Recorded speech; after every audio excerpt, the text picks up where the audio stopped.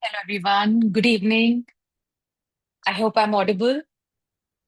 Just a thumbs up sign or something would do for me. Thank you. Okay. Yes, I got the confirmation. So, yes, good evening, everyone. And I'm very glad I'm happy that you all are here so that it shows me that you all are serious about your career, you're serious about your growth, and you're serious about becoming an administrative services officer or IPS officer or whatever your aim is, right? So, um, yes, Sunday was a horror show, right?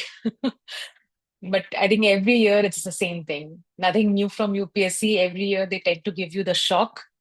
And even as a mentor, we tend to be prepared that something or the other they'll be playing around. But that's what life is all about. And even that's what UPSC is all about, right?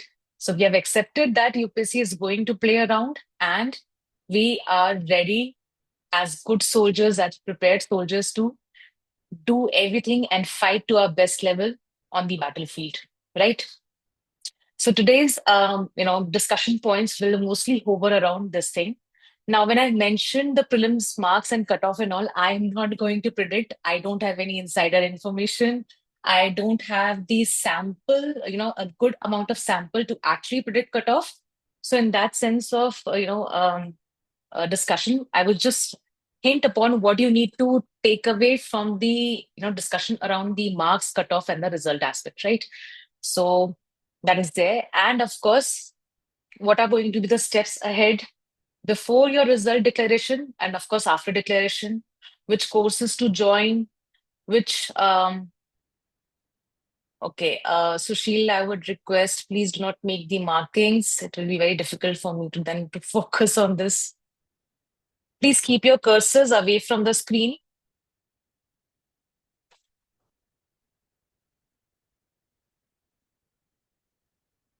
Right. Okay. So, what courses to join, what test series, and all that, right? So, let's start the discussion. I think it's already 4 or 5. Yes. Right. So, with the uncertainty around the cutoff and the marks and everything, we need to understand that at this point of time, we cannot predict anything, right? So, okay, just give me a moment. These pen marks and all will ruin my recording. Let me see how I can remove that. Or let me see if I can just continue with this. Okay. Still people are joining the session, so it's okay. I'm letting them join. Please give me a moment.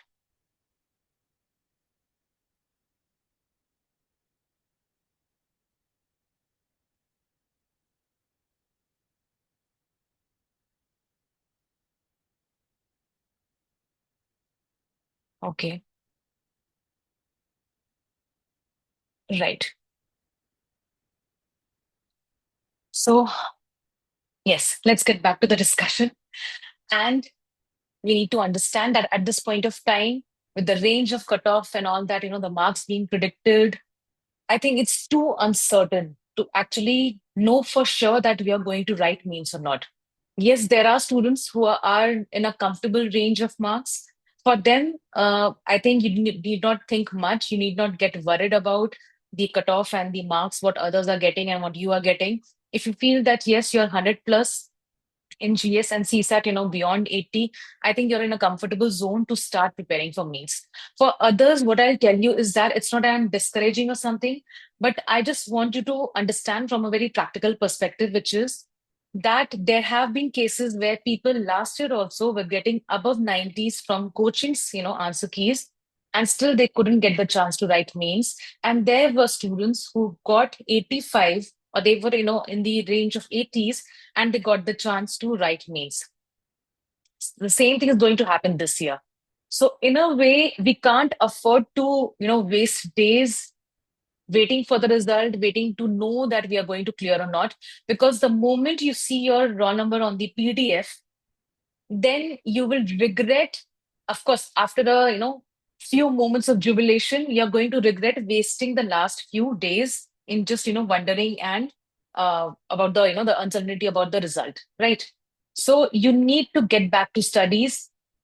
Do not dwell onto the discussion of cutoffs and marks and this and that and coaching answer keys. Today is Wednesday. I'm sure most of you have already gone and, like done all your, you would say cross-checking from various coaching institutes answer keys, already have got a range of marks. You know where you're lying. And most of you are very, very unsure that where you're lying. And that is case with, a lot of you. So you're not alone in this, but I'm again, telling you from a very practical perspective. We have had cases like this where people were not sure, but they got the chance to write mains, and people who were sure and they couldn't. So, in a way, please get away or move away from this uncertainty, around this, unless until the result is there. So let's wait for the result. Then, of course, for sure, you will know where you're lying. But at this point of time, it's just going to be a lot of stress and anxiety creation just by discussing around the marks and having a look every day. Every new person is predicting a new cutoff. Somebody is copying somebody else to predict the cutoff. Somebody else is doing something else. Somebody is predicting a high cutoff. Somebody is going very low. So there, these discussions will keep on happening. Let's not distract ourselves uh, from this kind of discussion because it will keep on happening. And it doesn't really matter because once the result is declared, who was predicting what kind of cutoff and who was giving out which kind of answer key and how much you were getting will, cease to matter. So if you see your roll number, you will start thinking about what to do for the mains. You will not think that what you were, worrying and anxious about in the last few days about the prelims and all. Your next thought of action or your next thought would be to actually go for your mains preparation, right? And that worry will start, happening rather than the worry for the prelims. So it's better that we should move ahead from this. Let people keep on predicting and, keeping, like taking out those answer keys and everything. That's fine. That's their job to do. You as a serious aspirant need to get back to study, and today is Wednesday. I would recommend by Friday please get back to studies, okay? Even if you're at your home, like maybe you stayed in Delhi or someplace away from your home for the preparation and you went back to home, from your home itself you start preparing, start picking up subjects, or maybe start making a schedule or a plan. At least that's the basic thing that I want or I expect out of you all, right? So you have to actually get back to the study mode by Friday. If your plan was to actually stay for a very long time in your home, please cut short that, because if you're writing mains, you don't have time to a lot of time to prepare. Actually, you have time, but not a lot of time. So you need to actually get back to studies as soon as possible, right? Now, just to get away from this anxiety, because it's very easy to say that, okay, don't worry, and the result will only tell. Right. I know it's easy, but it becomes very difficult. You're having sleepless nights. So from so many days, I understand that your sleepless nights are continuing, since so many months. First, you were worrying about prelims and preparation and getting your syllabus covered and how many rounds to be of revision to be done. And now you're worrying about that how you performed and are you going to be able to write mains or not? Because yes, your family members, your relatives, your friends will be asking about it, right? At this point of time, the only practical suggestion that I'll give you is on a piece of paper, please write down both the scenarios. What if you're going to qualify and what if you're not able to qualify, right? So have a list where you're having two columns in the sense that what you will ask or what you will write over there. What if I qualify? That means, of course, when you qualify, then what would be your next step of action? Next steps, right? You'll be enrolling into some GS test series. You'll be, getting in touch and back with your mentors or whatever. Maybe, you'll get enrolled into courses. You have to plan your, days till August. So just write down those action steps, not actually making the schedule as of now. The first step is to have that list ready, that what if I qualify? So what are the steps I'll be doing in the next? Maybe I'll be moving back to Delhi if you're preparing from home, whatever, XYZ things, just list down those. That if I qualify, then what would be my next steps, or next course of action? Then the other, column, which is what if I don't qualify?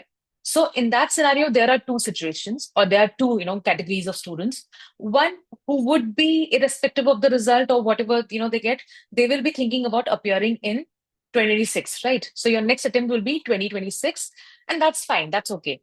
There also will be another category of students for whom maybe sitting or thinking of giving another attempt might feel like a very far-fetched idea at this point of time.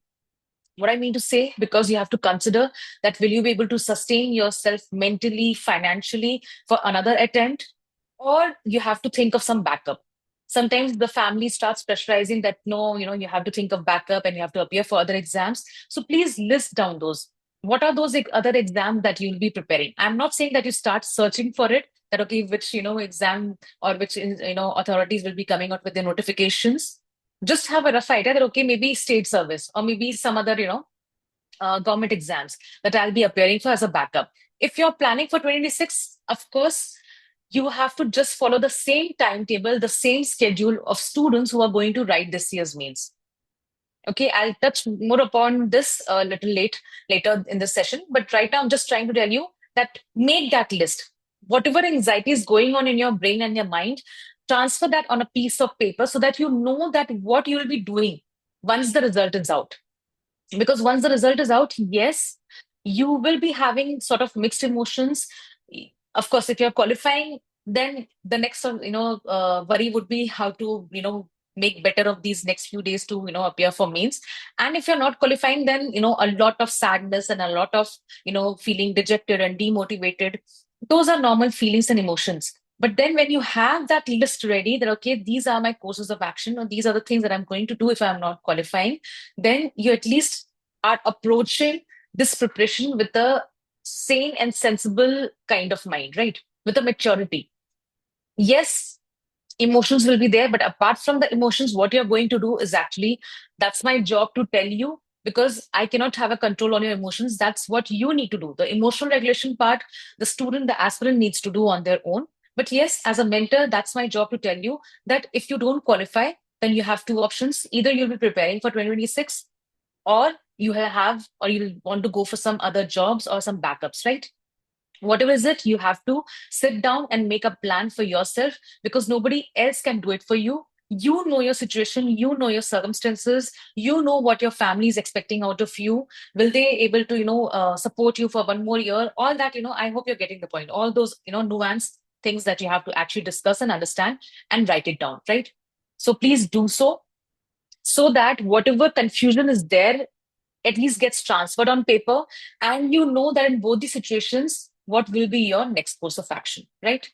Now moving on, we need to understand that what you want to do before your prelims result, and this is irrespective of whatever scores and all that you're getting.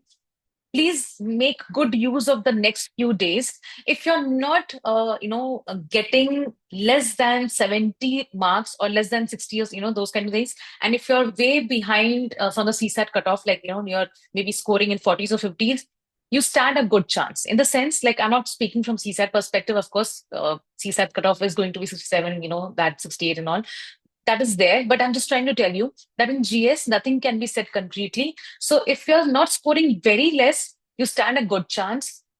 Start preparing for meals. Okay. And this is the prediction that, of course, the last year's, the exam was on 16 June. They put out the result by 1st July. So exactly 2 weeks, they got the result out. We are, of course, expecting that this year, the same thing's going to happen. So yes, 25th May, 2 weeks, you do, get the date and the duration, like, the time when you'll be getting your results out. Of course, here and there, plus minus 1, 2 days, that's how the things function, right? So the logical aspect says that in the next 2 weeks, just after your 2 weeks of the exam, you might have a possibility to get your result, right? But what about the next 10 days, or what about the next, few days? At least from now onwards, what about the next Friday onwards? If I'm asking you to study, then what could be the next strategy, right? So the first thing is please arrange your notes. And especially if you are a student who's going to write his second, third, or her second, third, both means whatever, please arrange your notes, see, assess, stop, take whatever resources, material you already possess and have. That means you need to utilize your previous efforts. You can't start from scratch, because whatever, even if this is going to be your second mains and last year was your first mains or whatever, you still need to understand that whatever efforts you put last year, those are still standing good for you. You need to just brush it, maybe revise it, or maybe just maybe sort of, reframe it, or make it a better sort of notes from it, but don't discount it altogether. Don't sell it to raddiwala, and don't sell it, don't take it as a garbage, because we don't have time to start everything from scratch. We don't have time to reinvent the wheel. We don't have time to start making fresh notes in every fresh attempt of yours. That's not how it works. It's going to waste a lot of time for you, and you're sort of going on a very wrong strategy, wrong path, right?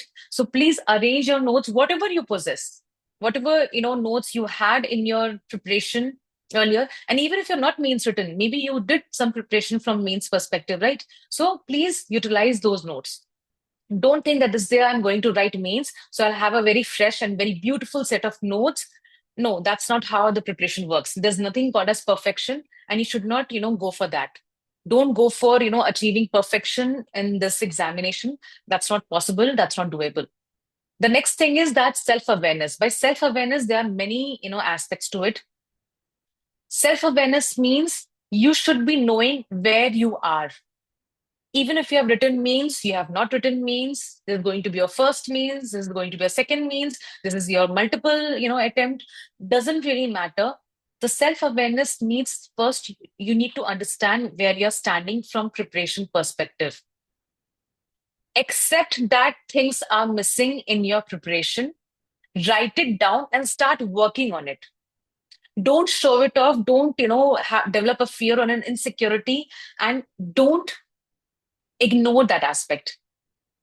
The entire UPSC preparation asks you to know about yourself. Unless until you know your own shortcomings and weaknesses and strengths, also for that matter, you will never be able to ace this exam. This exam is not about perfect people.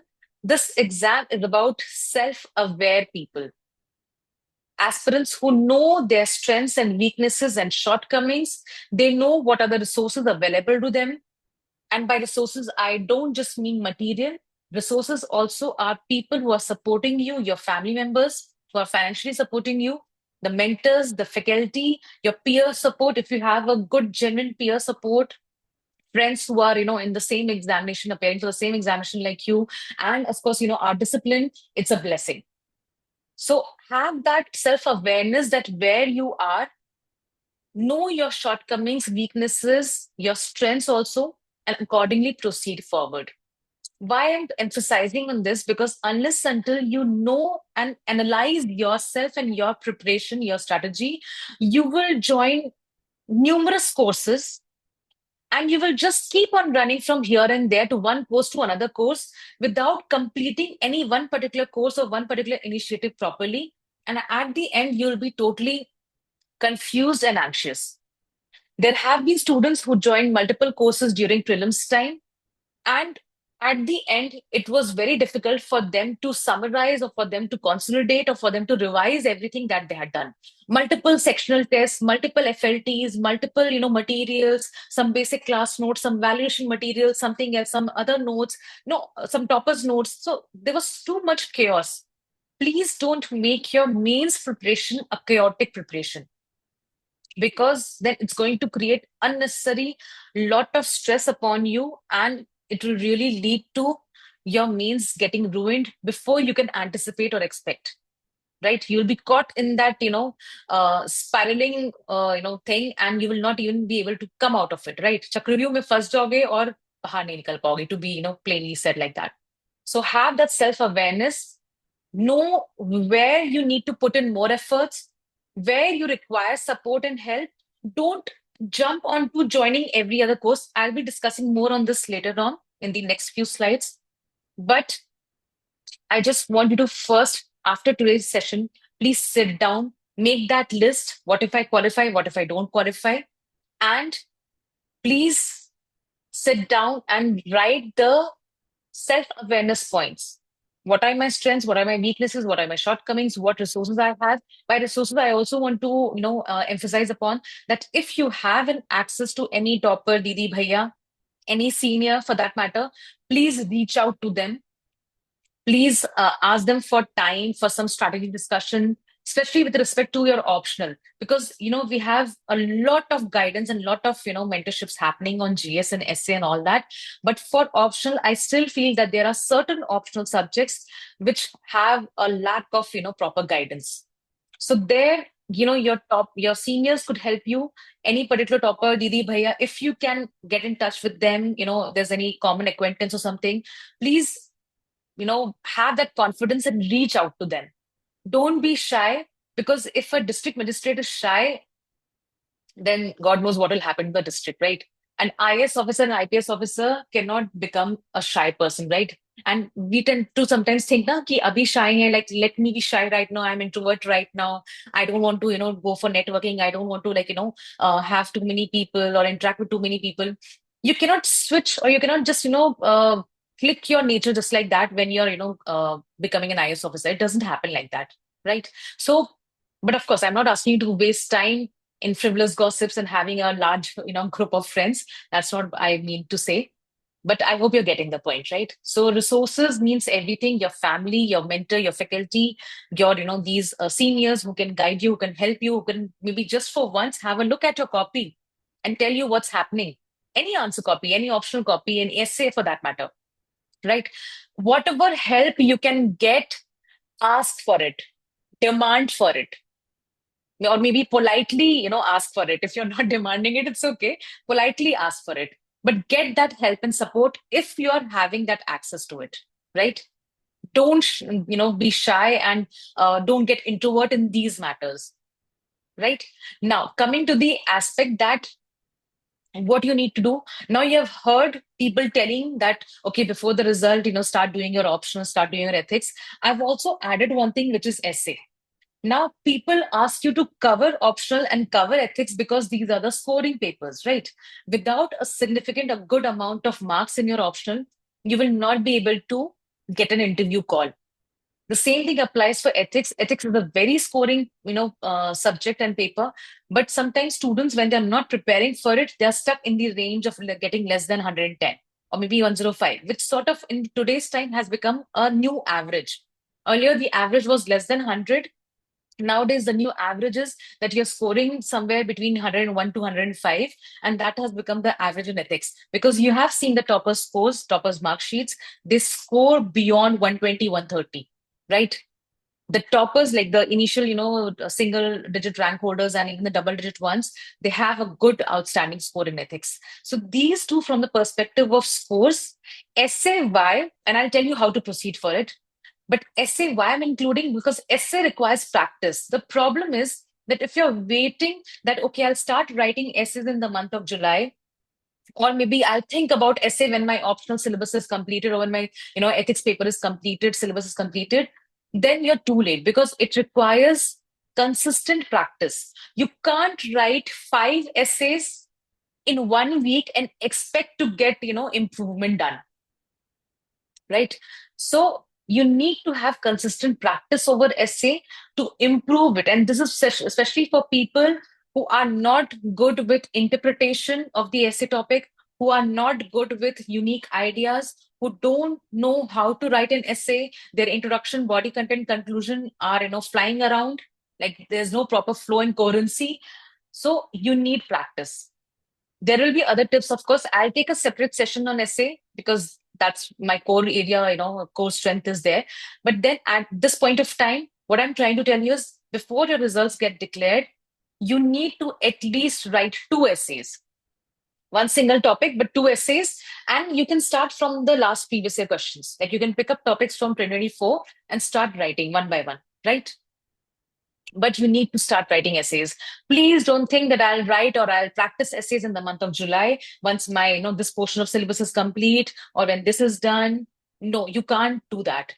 There have been students, when they approach me in the very last few days of the exam, like near to the exam, and I want to help them, but I'm unable to help them because I can't change essay writing skills, or can't modify, or can't help them in the last few days. I also require, as a mentor, significant amount of time to help them understand where they are going wrong. It cannot happen with one essay. It cannot happen in two essays. You require multiple practices, multiple, essay writing sessions. Okay. So from that perspective, you have to start writing essays. Pick up any one single topic over this weekend, Saturday, Sunday. Please write it down. Whatever comes to your mind, just write it down. I know it's going to be a very bad quality essay, but that's how everybody is going to start. Nobody's going to write an outstanding first essay that they're going to write. And I'm telling you, in spite of, even if they're getting ranks and even if they're, qualified till interview stage, the first essay is always going to be the horrible work. But then you need to start, right? So please start so that we can, whenever, the results come and you're qualified to write mains, then you can pick up from there. Rather than picking up from zero, you're picking up from level 2 or 3 because you've already worked through it, right? Now, optional ethics, you have to start. I'll discuss each and everything separately. I'm just telling and giving you a brief idea that this is what you need to focus upon. Optional ethics on a daily basis. Essay, write 2 essays before your results. This weekend and next weekend, good choice, like good, days to do go for about it, right? And the answer to this why is, of course, the scoring portions and all, right? So your optional is scoring, your ethics is scoring. Without the support of these 2 papers, you'll not be able to get interview call. You can see easily that people with, very average optional or ethics marks have not got the interview call. You need to be at a, good level of optional score and ethics scores to be able to actually get the interview call. It matters a lot. So please start doing it. Okay. And the essay, because of the consistent practice that you require. Now, I my area is not, optional, because that's not where my strength is, and there are too many optional subjects. But I can tell you few basic points, and I can tell you how to strategize about it, or what to actually expect when you're preparing for optional subject, right? So at this point of time, irrespective of your optional subject, that means you have to start preparing for it. Now, I'll just give you one hint, or one, sort of hack or tip, that instead of picking up that portion of the syllabus which you find difficult during these days, pick up that particular portion which you are well prepared, which you are comfortable, or maybe you enjoy doing it. I'm telling you why. It's a psychological, aspect to it. Why? Because if you're going to pick up something which is difficult, at this point of time, you're too distracted, you're too anxious to do something which is difficult for you. If swimming is a difficult thing for me at this point of time when I have to launch a course, I cannot join a swimming course. I cannot give money to a swimming coach and ask, like, okay, in these 3 months only, you have to teach me swimming. Maybe I can do it, but that amount of willpower and strength, that needs to be seen from individual to individual. So people who are totally blind, this advice is for those, students and aspirants who are right now totally blind, that okay, if optional, I know optional, but what portion to pick? Which paper one, section A, paper two, section B, what to pick? I'm giving the hint from where to pick. Pick up that portion which is already prepared, which you enjoy. Don't pick up something which is difficult, because when you're not mentally in that frame to take up that difficult challenge, or to take up the hard task, you will do a very bad job with it. What will happen? You picked up the hard thing, you picked up the most difficult portion of the syllabus which you don't have an idea, or maybe you feel you are not able to understand the conceptual understanding, the conceptual basis of it.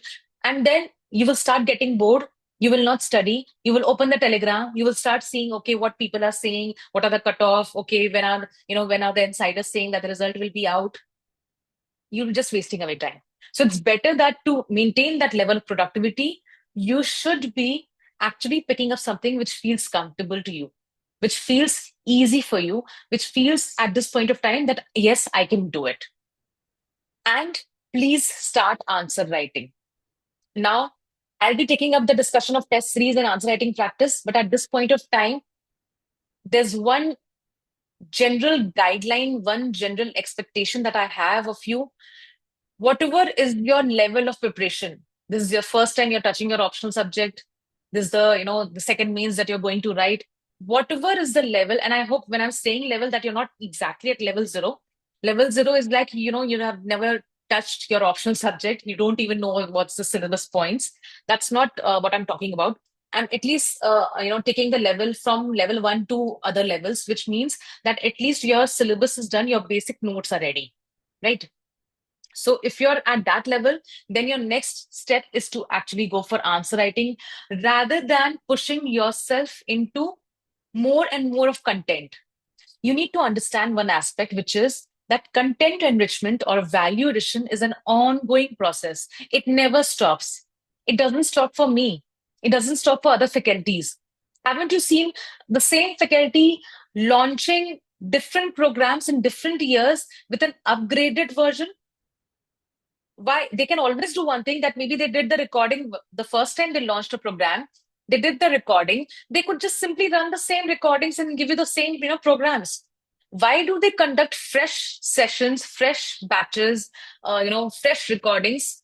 Because they have upgraded the content, they have upgraded their understanding. So content enrichment, value addition, upgradation is a natural process. It's always going to happen, but don't run after it. Let it happen naturally. What I mean to say is that when it comes to going for content enrichment and answer writing practice, please prefer answer writing practice. I can give you outstanding content. Your faculties, your optional subjects, faculties, your mentors can give you out of the world content.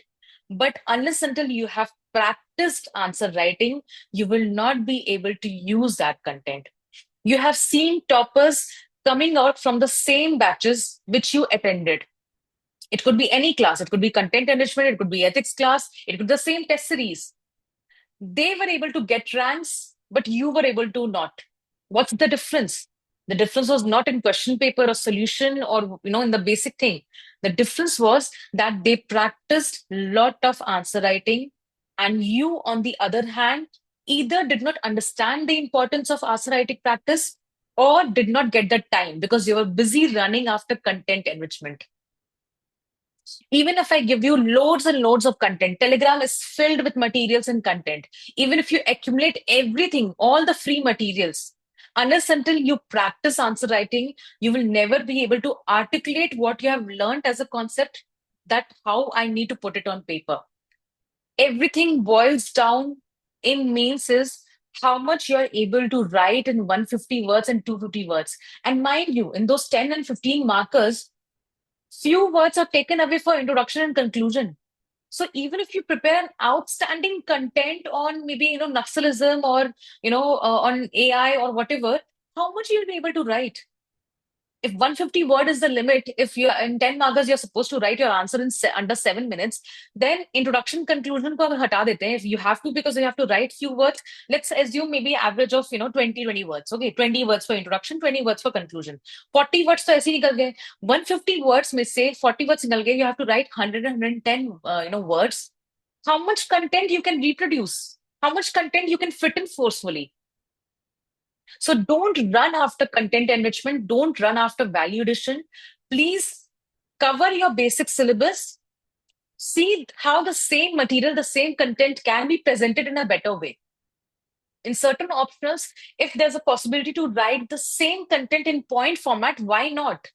Of course, please adhere to the guidelines and suggestions of the respective experts and faculties of your optional subject. I am just giving you a general idea because I've seen people joining multiple courses, optional, crash course, optional test series, optional daily answer writing practice, and some people are going to even join, multiple test series and multiple, some answer writing, free answer writing initiative on Telegrams. A person has the limited capacity to do everything, right? And then what will happen if you focus more on optional? Your GS will compromise, your essay will compromise. And you need to understand that every paper has a limited capacity to be able to fetch you interview call. Optional 500 marks ka hi hai na? It can't give you 1,000 marks. So accordingly, invest your efforts into everything. Don't compromise any particular paper. You have seen this time many mark sheets. where people have lost out on higher ranks, on single digit ranks because of essay marks. So optional GS essay all requires efforts. Please choose. That's why that self-awareness part. Now you understand. You need to understand what you need. Okay, maybe you did your foundation years back, and maybe after multiple attempts, you're getting chance to write means this year. Then it makes sense that okay, you should go for some crash course or some value enrichment and all makes sense. So please accordingly first see that where you're standing, what's your level, and then go for those enrichment and all. But I'm still telling you, at any given day, you need to understand that answer writing practice should dominate over content enrichment and valuation focus. This should happen, like the answer writing practice should happen, and it should be given preference over going for multiple courses which are just going to bombard you with material and content. आज के time में material content आपको Telegram से ही मिल जाता है, आपको chat GPT से ही मिल जाता है, ठीक है, डिसेंट कंटेंट मिल जाता है. You just need to understand how to actually use ChatGPT with the proper, prompt. Though it's not a session about AI and all, I'm just telling you. So don't run after content and material. Use it as a natural progression. How you will use it? With the test series that you're enrolled, you will be getting some solutions, right? So use that to enrich your content.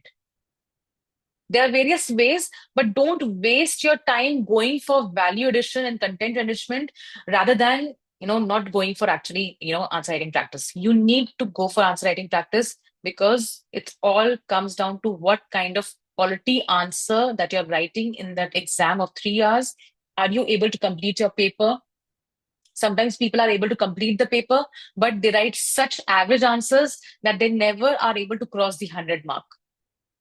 So you need to work accordingly on that, right?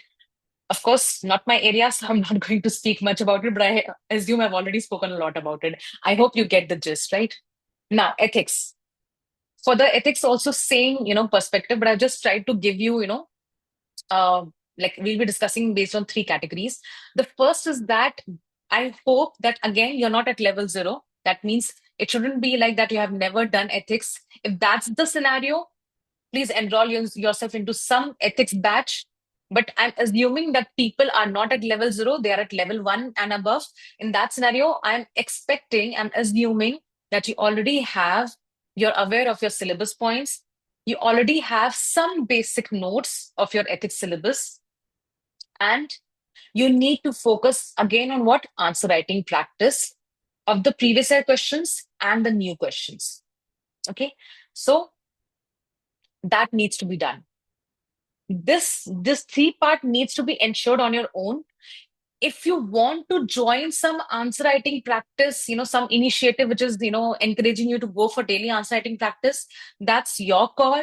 But please understand that you should not be a student who has enrolled himself or herself into multiple courses. Multiple courses will not ensure your success. Self study, self assessment, self preparation would help you get success in this exam. If you're running from one coaching to another coaching, one online session to another online session, one mentor call to different, another mentor call, and 3 mentors saying 3 completely different things, and then you're confused what to do, you're just, preparing yourself for failure. That's how I'll put it. So don't confuse yourself. If you have these basic things with you, your syllabus is covered, you have some basic notes, go for answer writing practice, pick up previous year questions and the new questions, because you have to also test your mind that if a new question comes to me, how will I write? How is my mind thinking? How can I reconnect whatever I have learned as a content and reproduce as an answer, right? So again, for GS, answer writing practice is again non-negotiable.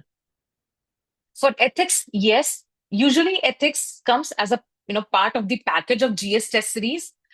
But in case you feel, and especially if you are a student who wants to, maybe has gone up till interview but did not, get the rank, then in that scenario, and if you feel, see, there are multiple categories to it. First, let's understand that if your optional subject belongs to certain subjects where you know that getting 300 plus is not possible. I'm not going to take the optional subjects names because I don't want to discourage you. There could be a possibility if I say that, okay, this XYZ option is not getting 300 and maybe, 25 may, you bring it 300 plus and then you'll come and tell me, ma'am, dekha na? So it's all, good. It's good that you're able to do it. But I'm just telling you that what the trends say that some optional subjects, it's very difficult to even fetch 280 marks, right? So in that scenario, where does your, potential lie, or where does the, you could say, the chance, the opportunity lie to actually get additional marks? That's ethics, that's essay, that's GS paper 2, right? Because GS paper 1 and GS paper 3 are not dependable anymore. You have to go for it. You have to, of course, prepare it. You have to write answers and tests for it. But I'm just saying that optional and your paper 2 and paper 4 of GS are the ones which can give you a good boost of scores. And essay, aim to at least stay above 120 and do not ignore it that you're getting less than 100. That's what I'm just going to tell about essay. That's a separate discussion again. Coming back to the ethics, so what I was trying to say, that if your optional lies in those subjects where the trend is not very promising towards high scores, getting 300 plus is very, very difficult, then I suggest that you can enroll for two ethics test series. Okay. One which is part of your GS package. Like you have one which is, covering GS 1, 2, 3. And then you have those ethics, because when you get a package, there are different, you could say, test series and different batches where maybe it will not be possible to write more than two full length tests of ethics. Two FLTs of ethics is where, you know, that's usually is given out as a a program or a test series batch for the students, right, by famous coaching institutes. Or maybe maximum three. So have to have that extra practice, maybe you can go for ethics test series if you want, because see, here again the hidden part is the budget and the financial aspects of it. If it's comfortable for you, you can enroll yourself, because you will get, if you formally enroll yourself into any course, you get the mentorship and the evaluation and all those perks and benefits. If you think that it's going to be not under my budget, it's not possible for me to get enrolled, then please pick up from the market, pick up from the Telegram. Even you can go for the last year's ethics test papers and all, and practice on your own. I'm just trying to tell you that enrolled, not enrolled, free, paid, doesn't matter. What matters is practice, and at least write four full FLTs of ethics, not sectional. Four full FLTs of ethics needs to be written, especially for those students who have optional subjects which do not give them very high scores. Because we have seen the mark sheets of this year's toppers, like the last year's toppers, and that they have got beyond 135. That 15-20 marks boost is what you need to get to the interview and to get a rank, right? So if you know that if your optional can't fetch that for you, why not ethics? Why not essay? Why not GS2? Right? So be aware. I hope, again, the point, self awareness. Be aware what's your situation, what's your optional subject, what is the trend.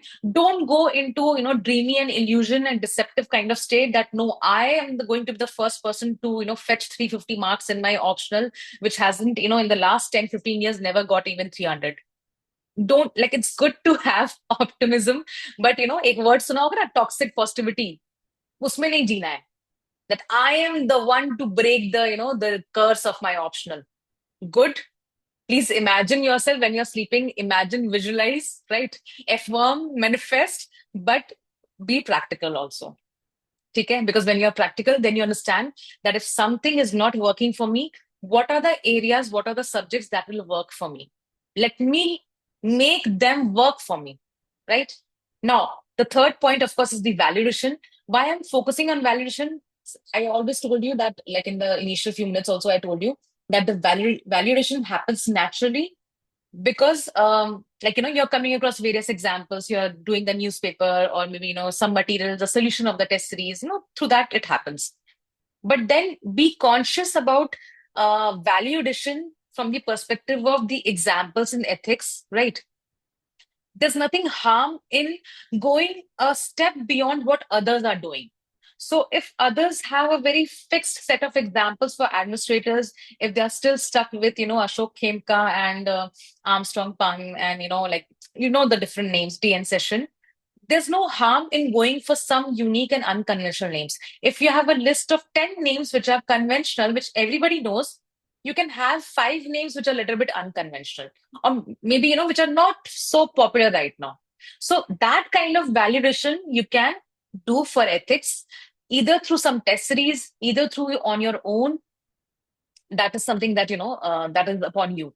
So whatever suits you, through the test series, through yourself, through various, initiatives on Telegram, some materials, many toppers come out with their own ethics, examples, compilation.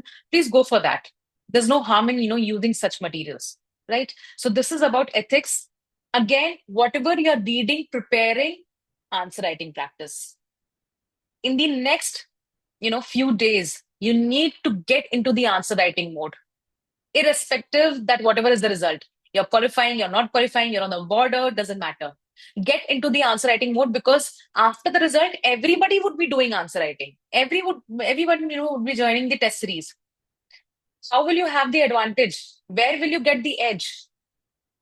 If everybody starts doing the same thing, then the way to get an edge or the way to get an advantage is to start early, because the syllabus is fixed, the previous year questions is fixed. Like, there's nothing very unique you can do. Na? You can't write 200 words answer in 150 words, right? Because you have time limit, you have page limit, you have space limit, right? So uniqueness can't be brought in those aspects. Some things are fixed.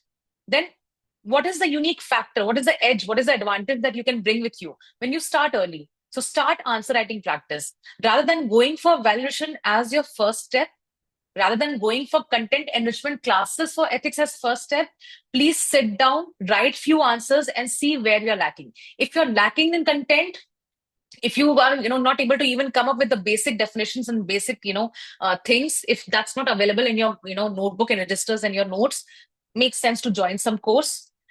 If things are, available with you with the basic material, if it's on Telegram and everything, you should work on consolidating that material to fit it in your mind and to be able to reproduce it as an answer, as a proper answer.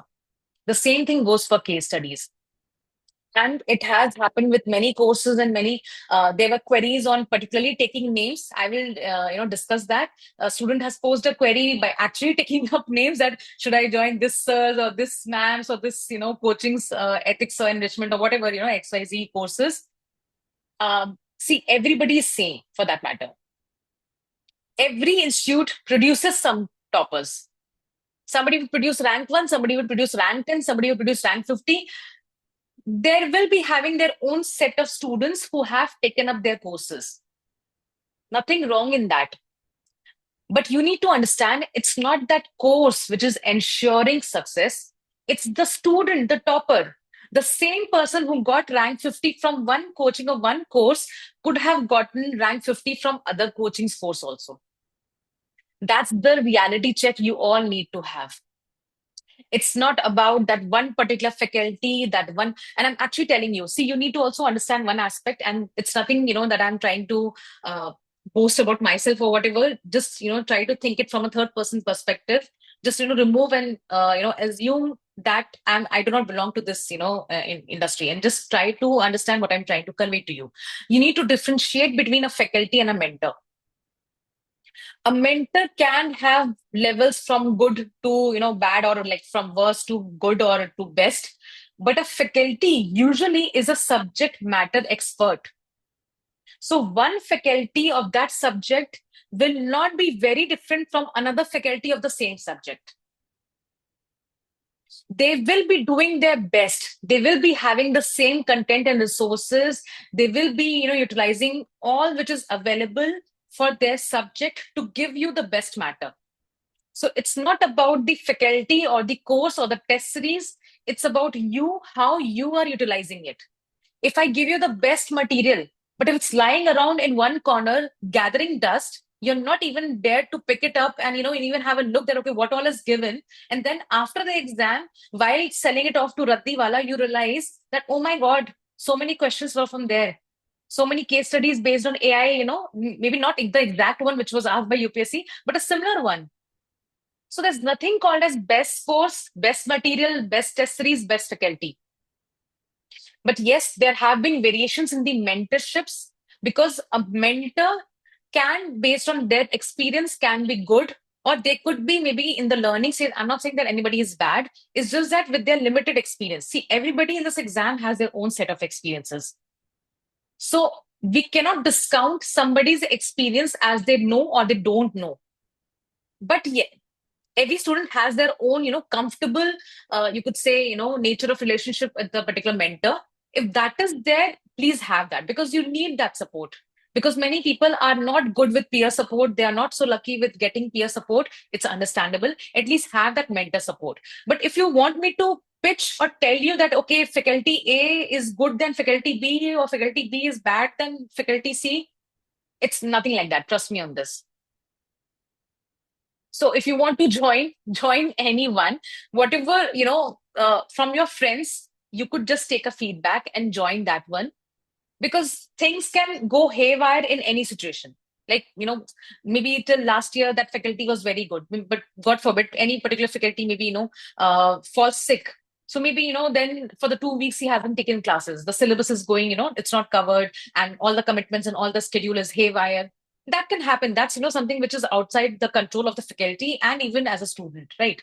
So maybe that's just one time things, but I'm just telling you that all the faculties tend to have the same kind of expertise level on their subject.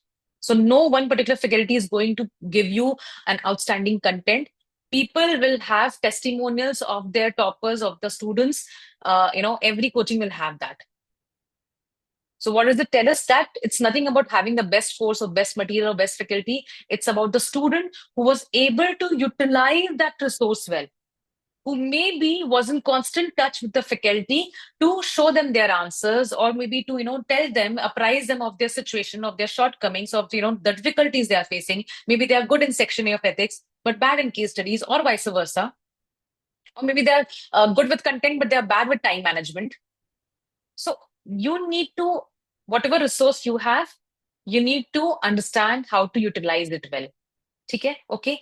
And in mentors also, most of the well-established mentors, the famous mentors, they also have a good lot of experience. I was just trying to put, a caution out for the mentors who might be very new, or who might be attached to the coaching under some programs where the focus is not mentorship.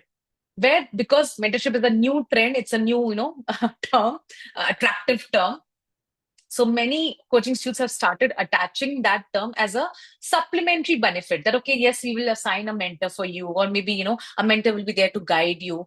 In those programs, usually the quality, I have got the feedback that it's not so good. Or maybe the mentor was not able to understand that what the student wanted. It's more like, it's just like compatibility actually. And, we tend to take it, that in the relationship compatibilities, and no, in every phase of life, compatibility with your domestic health, compatibility with your, mentor or faculty, with any person, even your friends for that matter. Maybe one friend is, non-judgmental, and you can share everything with her or him. And there's another friend who's very judgmental, but maybe is very fun loving. So you then, you spend your time with them because you want to enjoy. But then when it comes to serious issues, when there's a crisis in your life, you go to that friend who is a little bit, understanding. I hope you're getting the point, right? So nothing like best and bad or good or worse. It's all about how you know how to utilize that resource. Okay. So that is the important thing. Okay, now let's move on to the aspect of essay. So, see, at this point of time, because towards the end, I'll be discussing about the essay mind program. And because here arises the conflict of interest, please don't ask me that, ma'am, suggest which other essay, test series is good. I am not going to do that. Why should I say or take name of others? Okay, so I'm not going to do that. But what I'll tell you is to how to approach it, right? If you join me, if you don't join me, that's your call. And mind it, not everybody can join me. Even if all the people who are appearing for means will come and tell me that, ma'am, you want to join me, I'll not be able to take all of them, because I have a very limited capacity, limited seats available. because I give my personalized attention towards essay. So taking every student is not possible. And that means from the student's perspective, people will be going to other coaching institutes, people will be enrolling into other test series, people will be going to other mentors also. Perfectly fine with me, no problem. But just remember few, basic guidelines. And when I take up, some free sessions, you can attend that and just, increase your understanding and you could say, performance in the essay paper. Now, you need to understand that move ahead from the mechanical treatment of essays. People who are getting average scores in essay or, very bad scores in essay, your essay is very mechanical. It doesn't have any fresh idea. It doesn't have, you're just following the same template given out by some, coaching institutes. Either it could be pestle, it could be speckly, it could be, individual society, nation, international perspective. You're just blindly following that. Please don't do so, because when you do that, people tend to take it as an average essay and they give you average score, right? So you need to understand that writing an essay requires a bit of uniqueness, right? It requires a bit of individual treatment to it. What you understand from that essay, topic, you need to bring that. Don't try to follow that. Okay, I'll bring it something from history, I'll bring it something from political, I'll bring something from world history, I'll bring something from environment. Don't go with those fixed notions. It's good to have a mind map of ideas, but it's bad to exactly just, put it or vomit it on the essay paper, on the essay copy, that, okay, if I've learned something, I'm going to forcefully fit in. I have come across many copies in my, experience in my, past years of, doing the mentorships and all. And the same thing I've seen. Just, trying to fit it in anyhow. That doesn't work. And that's why it's not giving you score. Okay, so please go for newspaper reading. I don't recommend making notes and all that as of now, but at least a general, going through the newspapers is required, so that you know that you have some, you're learning something, you have what is going on around you, and that can be used. That understanding, you need not copy paste the exact thing, maybe the same example, the same quote which was given some newspaper editorial, but that understanding can be taken. You can relate maybe two different, two different things with one another, right? So that happens when you broaden your scope of understanding while reading newspapers or other things. Other things is not possible at this point of time, so newspaper becomes the best option. And of course, go for validation. If for any essay topic, your first example starts with Gita, Arjun, Krishna, Ashoka, Buddha, please move beyond that, because it shows that you're not putting in the efforts. In today's world, and irrespective of UPSC, you need to understand that in today's age and world, we need to put in efforts and focus where we want good results. And it could be anything. It could be relationship, it could be finance, it could be career, it could be health, it could be anything for that matter. Because when you're putting your focus, you do something extra, and then you can expect it to give you rewards and results. If you're doing average, if you're just, living your life as an average kind of thing, your everything would become average. Your relationships would be average, your finances would be average, your health will be average. So you have to understand that putting efforts is one thing which is required to be successful in anything. And it's not possible for one single human being to focus on all areas. Maybe this year's focus could be on health. I'm just giving you, a general example. This year's focus could be on health, next year could be finance. And because you have become comfortable with taking care of your health, so now you can focus more on finance. It's not that you stop taking care of your health, but now you start focusing more on your finance. So similarly, here you need to just take away that learning, that lesson, and bring it over here, which is that you need to put in some extra efforts. If you're going to go with average ideas, you're going to get average scores. And we have seen what all has happened last year's in, the mark sheet of toppers also. So that's what is happening. And I'm not blaming the student. Please understand. I have been in your shoes. I understand that it's not possible to do everything, in a perfect way and everything gets covered and all. But at least one thing that you can understand, it's just like CSAT, right?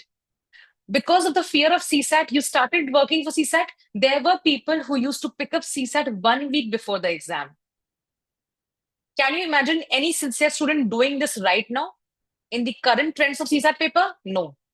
Why? Because the fear has been created, because you have understood that UPSC can chuck you out of the race because your CSAT is not qualified, or the CSAT paper becomes so difficult that you can't just depend on mathematics or like the aptitude and the reasoning questions. You have to be equally good in all the other sections also, your comprehension and everything.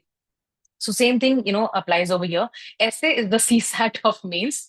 You can't afford to ignore it. You have to practice. I'm not asking you to practice on a daily basis, but at least take out one day, and it's not even one day, few hours, and you write one essay. Just keep on writing essay. There'll be two benefits of consistent essay practice. First, you will cover a lot of variety of themes and ideas. One day you're writing something on philosophy, some theme on leadership. Some day you're not writing on knowledge and wisdom. Some day you're writing on democracy. Some day you're writing on AI. Somebody you're writing on maybe federalism. So a lot of health education, a lot of ideas gets covered, and it gives you confidence that any essay topic I can write it. Plus, when you practice consistently, it's just like answer writing practice. You tend to become comfortable, you tend to get good ideas, and when you're comfortably doing something, you tend to outshine others in that work. If you're going with a lot of stress and insecurity that I have not written a single essay, the first essay that I'm going to write is in the exam, I have not written or practiced adequate essays, my essay scores or essay feedback was very bad, I could not improve upon it, then how could you expect to do better in it? So go with that kind of consistent, a lot of practice done on essay, so that the essay paper on that particular day doesn't look like, that I don't have ideas.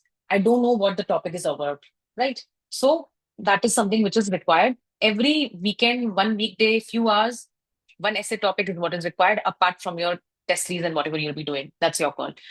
So the next point is, of course, the practice and the previous year questions. So practice both your PYQs, because the theme of the previous year questions gets repeated. If there's a question on social media earlier, so the topic might be changed, but the theme could be same. The ideas can be similar. So if you have a theme of leadership, then maybe one year they asked a different topic on it, and then the same ideas can be molded and transformed and modified to suit the present topic that you got in leadership. So practicing PYQs from the thematic perspective really gives you a good practice and a good amount of ideas to be used. And trust me on this, once you have a good set of ideas, you can just modify it, rephrase it to suit any topic, right? Plus, of course, practice new topics, because you need to again get into the practice of trying to interpret new topics in correct way, because I've come across many students even not being able to interpret the essay topic properly. If you're not properly interpreting it, then the marks will go down, right? And in essay, of course, you need that evaluation and mentorship, and that where the conflict of interest comes in. So I'll not speak much more about it. Wherever you're going, just understand that you get proper evaluation done, and you should have one mentor who's having a look at your essay. And if you have some peer support, if there's any person you can catch hold on who can read your essay and give you a third person's perspective, please do so. Essay is more about that your essay should be able, you should be able to, like when you're writing an essay, anybody reading your essay should be able to understand in a very simple, lucid way that, okay, what you're trying to say. Do not make your essays complicated. Yes, this is one point, though, I'll be taking up in a separate session focusing on essay only. But at this point of time, please don't write complicated essays. Complications will not fetch you marks. Assume your UPSC evaluator is just going to read your essay in one reading, one go. In one go, if he or she is able to understand, they will give you marks. If it's too complicated, too many ideas, fitted in together, in a very chaotic, unorganized manner, they will not be able to give you marks. And that's why the average marks or the low marks, are given. Okay. Okay. Rest, of course, we will discuss more when the essay, session is there. Now, coming to the time of that when the results get declared. So, what will you do at that point of time? So, when I said that initially, if you remember in the first slide, we talked about that you have to prepare the list. What if I qualify? What if I don't qualify? So, in that particular list, what if I qualify? You need to, at this point of time, fix which courses, which test series you're going to join. Okay. I have come across many times students who were not sure of qualifying, they qualified, and even after the declaration of the result, they were wasting one more week in deciding which courses to join, which faculty to approach, what to do, what not to do. You can't afford to waste days on deciding something. So at this point of time, only please decide that if you're going to qualify, which course you'll be opting for, depending on your requirement, of course, which test series you'll be opting for optional, which test series for GS. Do you require some extra support? What are those supports and resources, right? All that, please keep in mind. At this point of time, I'll not recommend paying the course fees or properly enrolling because most of the courses which have been launched up till now, I've seen their initiating date or their starting date is actually, kept deliberately in the third week. That means, the post 2 weeks. So they are expecting that the result will be out and those dates have of that particular week has been given. So no test series, nothing is actually starting. And for test series and all, you can just simply pay on that day and within 1 hour you can start writing the test. It's very quick nowadays. Okay, it's not that you have to enroll and pay the fees and wait for 7 days to get the confirmation and then write the test, nothing like that. But yes, a disclaimer that there will be some initiatives, especially over Telegram, which where of course the aim is to say that not so big institutes might have limited number of seats, so accordingly take a call. If you're planning to enroll into those courses which have limited number of seats, then you have to take a call depending on that. Okay, please talk to them that I'm not sure of the result, this is the kind of marks I'm getting. If I don't qualify, then could it be transferred into the 26th batch, or maybe what is the possibility over there? Please have those discussions with them. Okay, then accordingly enroll. If you're deciding for some big coaching institutes, then you can wait till the result and you can just go and where there's no limitation of seats and enrollments, you can pay any day and you can start writing their test. That doesn't mean that you have to stop preparing or you can't prepare. You need to prepare, keep on preparing. I'm just talking about the moment you see your roll number on the PDF, what are the course of action, what is the steps that you're going to take. So the course was already finalized, the test series was already finalized, it's on your paper. On that particular day, when you're writing mains, well, like in the sense that you've seen the result, you're paying the course fees and you're enrolled. This is particularly for those students who have financial constraints, okay, who are in doubt that maybe they will not get the chance to write 26 attempt due to any reason, not just being the last attempt or something or whatever. So please take a call accordingly, right? Individual thing is important over here.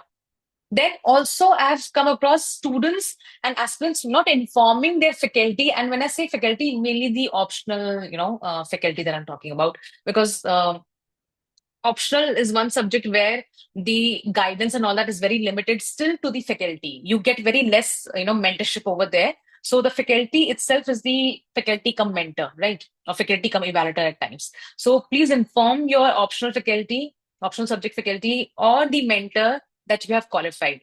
Why? Because they need to keep in mind that this particular student, particular aspirant has qualified, and I need to focus on them.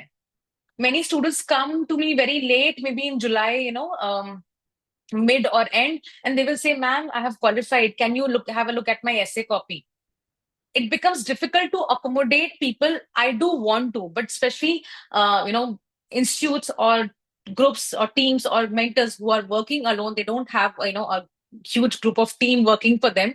It becomes very difficult to accommodate last minute requests. So at least if you're already touch with a particular mentor in a regular touch, then at least inform them, right, that you have qualified, so that they keep in mind and they accordingly give you the time and focus. Okay, because you need to understand it's not possible. There's also again a practical aspect, though I know it is unfair, but it is usually what happens that for the next 3 months, that is your June, July, August, people who are writing mains will be given preference. But it doesn't mean that you should feel ignored or you should feel that nobody's giving me importance or something, irrespective of your result. But I'm just trying to say, because of course the urgency is there, just like how ICU patients are treated very differently from the ward patients, right? For the ICU, everything is at beck and call, like every medicine, everything, equipment and all that is there, the backup is there. But maybe for the ward patients, a different, I'm sorry for the analogy. It's a very bad example on my part, but I'm just trying to, tell you the difference. So sometimes urgency, creates the focus. So a mentor, especially if they are, too much tied up, or a faculty maybe also for that matter, they are tied up with the main students. So please don't mind if somebody does that to you, that they are not able to give you time. Maybe just inform them that you require their time and attention, so that maybe on days where they can accommodate you, they will be able to accommodate you, okay, and have that patience. But then for the mains writing people, at least inform, so that they have it in mind that, okay, these are my students who are going to write mains. Let me focus more on them, okay? Then post result, what you're going to do at this point of time, you're not going to make schedule till August. You're just going to make schedule and your routine and your timetable, whatever you call it, till your result declaration. That is, around, I think, 8th or 9th or 10th. Somebody's predicting, what is that date? Next week is Wednesday, 4th. Then so you can assume that around, that Monday, that week of, I think that would be around 9th, 10th, that week onwards, 7th, 4, 11, right. So then, yes, 9th, 10th June, that week onwards, you can plan till your, August. As of now, plan till the 8th June or 9th June, okay, till the result. So because at that point of time, the planning will be decided not by you, but you have to first understand which courses you enroll, which test series you enroll, what's the schedule, and plan accordingly. I have seen many students that they have enrolled into multiple courses. In one course, GS1 test is happening. In another test series, GS3 or GS4 is happening. And now neither they are able to cover GS1, neither they are able to cover GS4. Why to create that kind of confusion and chaos, right? Opt for one, follow that schedule. If one particular test series has GS4 as the first test, accordingly follow that schedule. If that particular test series is maybe, getting you to prepare GS1 or start with GS1, prepare accordingly to that. Don't create unnecessary chaotic things and disorganize your preparation. Don't overstress yourself and make yourself, too much anxious. Enroll into one test series, follow one schedule, simplify things, please. Not any one particular course can guarantee your success. Trust me on this. Every year, numerous people join the same courses. Very few people get the rank and the success, because it's not about the course, it's about the student's capacity, capability to actually utilize what the benefit they were getting out of that particular course or test series or module. Okay. So post the result, then you plan your months according to your test and class schedule. If you have joined some, value addition programs and all, then you can, accordingly plan, so that you are flowing according to the schedule, right? Of course, more on this later on. Right now, a very basic, idea that I'm trying to give you. Otherwise, this session will become 4 and 5 hours long session, right? And the moment you see your roll number in the PDF, you need to get to study in the rigorous mode. It's non-negotiable. You can't waste even one more second. It's, sort of a situation of life and death. You're fighting for one breath, that, one life, and you have to give your best. You have to start studying. Maybe initially 10 plus hours will not be possible. Sit for 8 hours, make it till 10, then 10 to 12, but you have to do. And now, earlier I suggested sitting in 2 hours, because your prelims exam used to be in 2 hours. Now I'll start suggesting that you should be able to sit continuously for 3 hours. I know there are people with back pain issues, there are people with, cervical issues, there are people who are not able to sit. By sitting, I don't mean that you can't just get up and stretch. Especially all the students and aspirants who are, sitting for long hours, please include stretching and mobility exercises, right? But then you should be able to sit continuously for 3 hours, if your health permits, even without washroom breaks. Like if you decided that maybe 9 to 12 I'll study, so get your washroom break at 8:55 or something, so that you can sit quietly and focus for 3 hours, and maybe then take the next break after 12 noon or something. Okay. In between, of course, if you want, just get up, have a quick stretch, move your body, and then again sit down. Don't start scrolling phone and all that in between. The first step is to develop focus for that 3 hours. The moment you develop that focus, your mind will start working. You'll be able to get all the points, you'll be able to recollect all the good points and you'll be able to write all the answers properly. The problem is that we are focused for 1 hour, then we get distracted. In the exam, we tend to get fatigued. The fatigueness, of course, it's a natural thing, but it is a natural thing for the person who's out of practice. You need to be in so much practice of sitting for 3 hours that even when I ask you to sit for 4 hours, you don't feel fatigued. I remember one topper, and I'll not, say his name and all, but then, he told me, because I asked him that, are you comfortable sitting for such long hours, like, the test and all? And he was like, ma'am, I'm so comfortable. It doesn't really matter to me. There have been toppers very openly saying about this in toppers talks that they wrote two GS papers in one day and went back to their home and wrote 3 hour essay test also. Of course, that's not going to happen in the month of June or the initial weeks of preparation, but this has to happen mid-July to August. The moment you're able to do this, the moment you're able to simulate your UPSC, schedule, that sitting capacity, that, not kicking in, like not letting the fatigue kick you, out, then you are prepared. You're totally prepared. You're about to become the administrative service officer. Okay. So have that perspective that initially maybe it's difficult. I'm not saying, but then you have to start sitting, develop that, potential and the capacity slowly, but yes, eventually you have to do so. Now, coming for today, I'm not going to discuss a very great detail about what to plan. Then again, focus on the general guidelines, right? And I'll also make you and help you understand that why I'm saying this. What's the purpose? Okay. So you do understand that if we count from 1st June, you're sort of getting around 80, 82 days, right? I'll say once your result is out, please don't plan for 80 days. Of course, when the result is out, then you can subtract 10 days or so. So then you won't be getting 80 days. I'm just assuming for simplicity purpose that from 1st June onwards till your exam, actually you're getting 80 to 82 days, 80 to 82 days. But then don't plan for 80 days. Don't plan for the actual number of days that you're getting. Plan for less number of days. That means, as of now, for example purpose, plan for 60 days. That means you will have your deadline as 31st July. That all your syllabus, all your work, at least the studying portion, the syllabus completion, the note making, all that needs to be covered by 31st July. Your deadline is not 10th August or 15th August or just 1 week before the exam.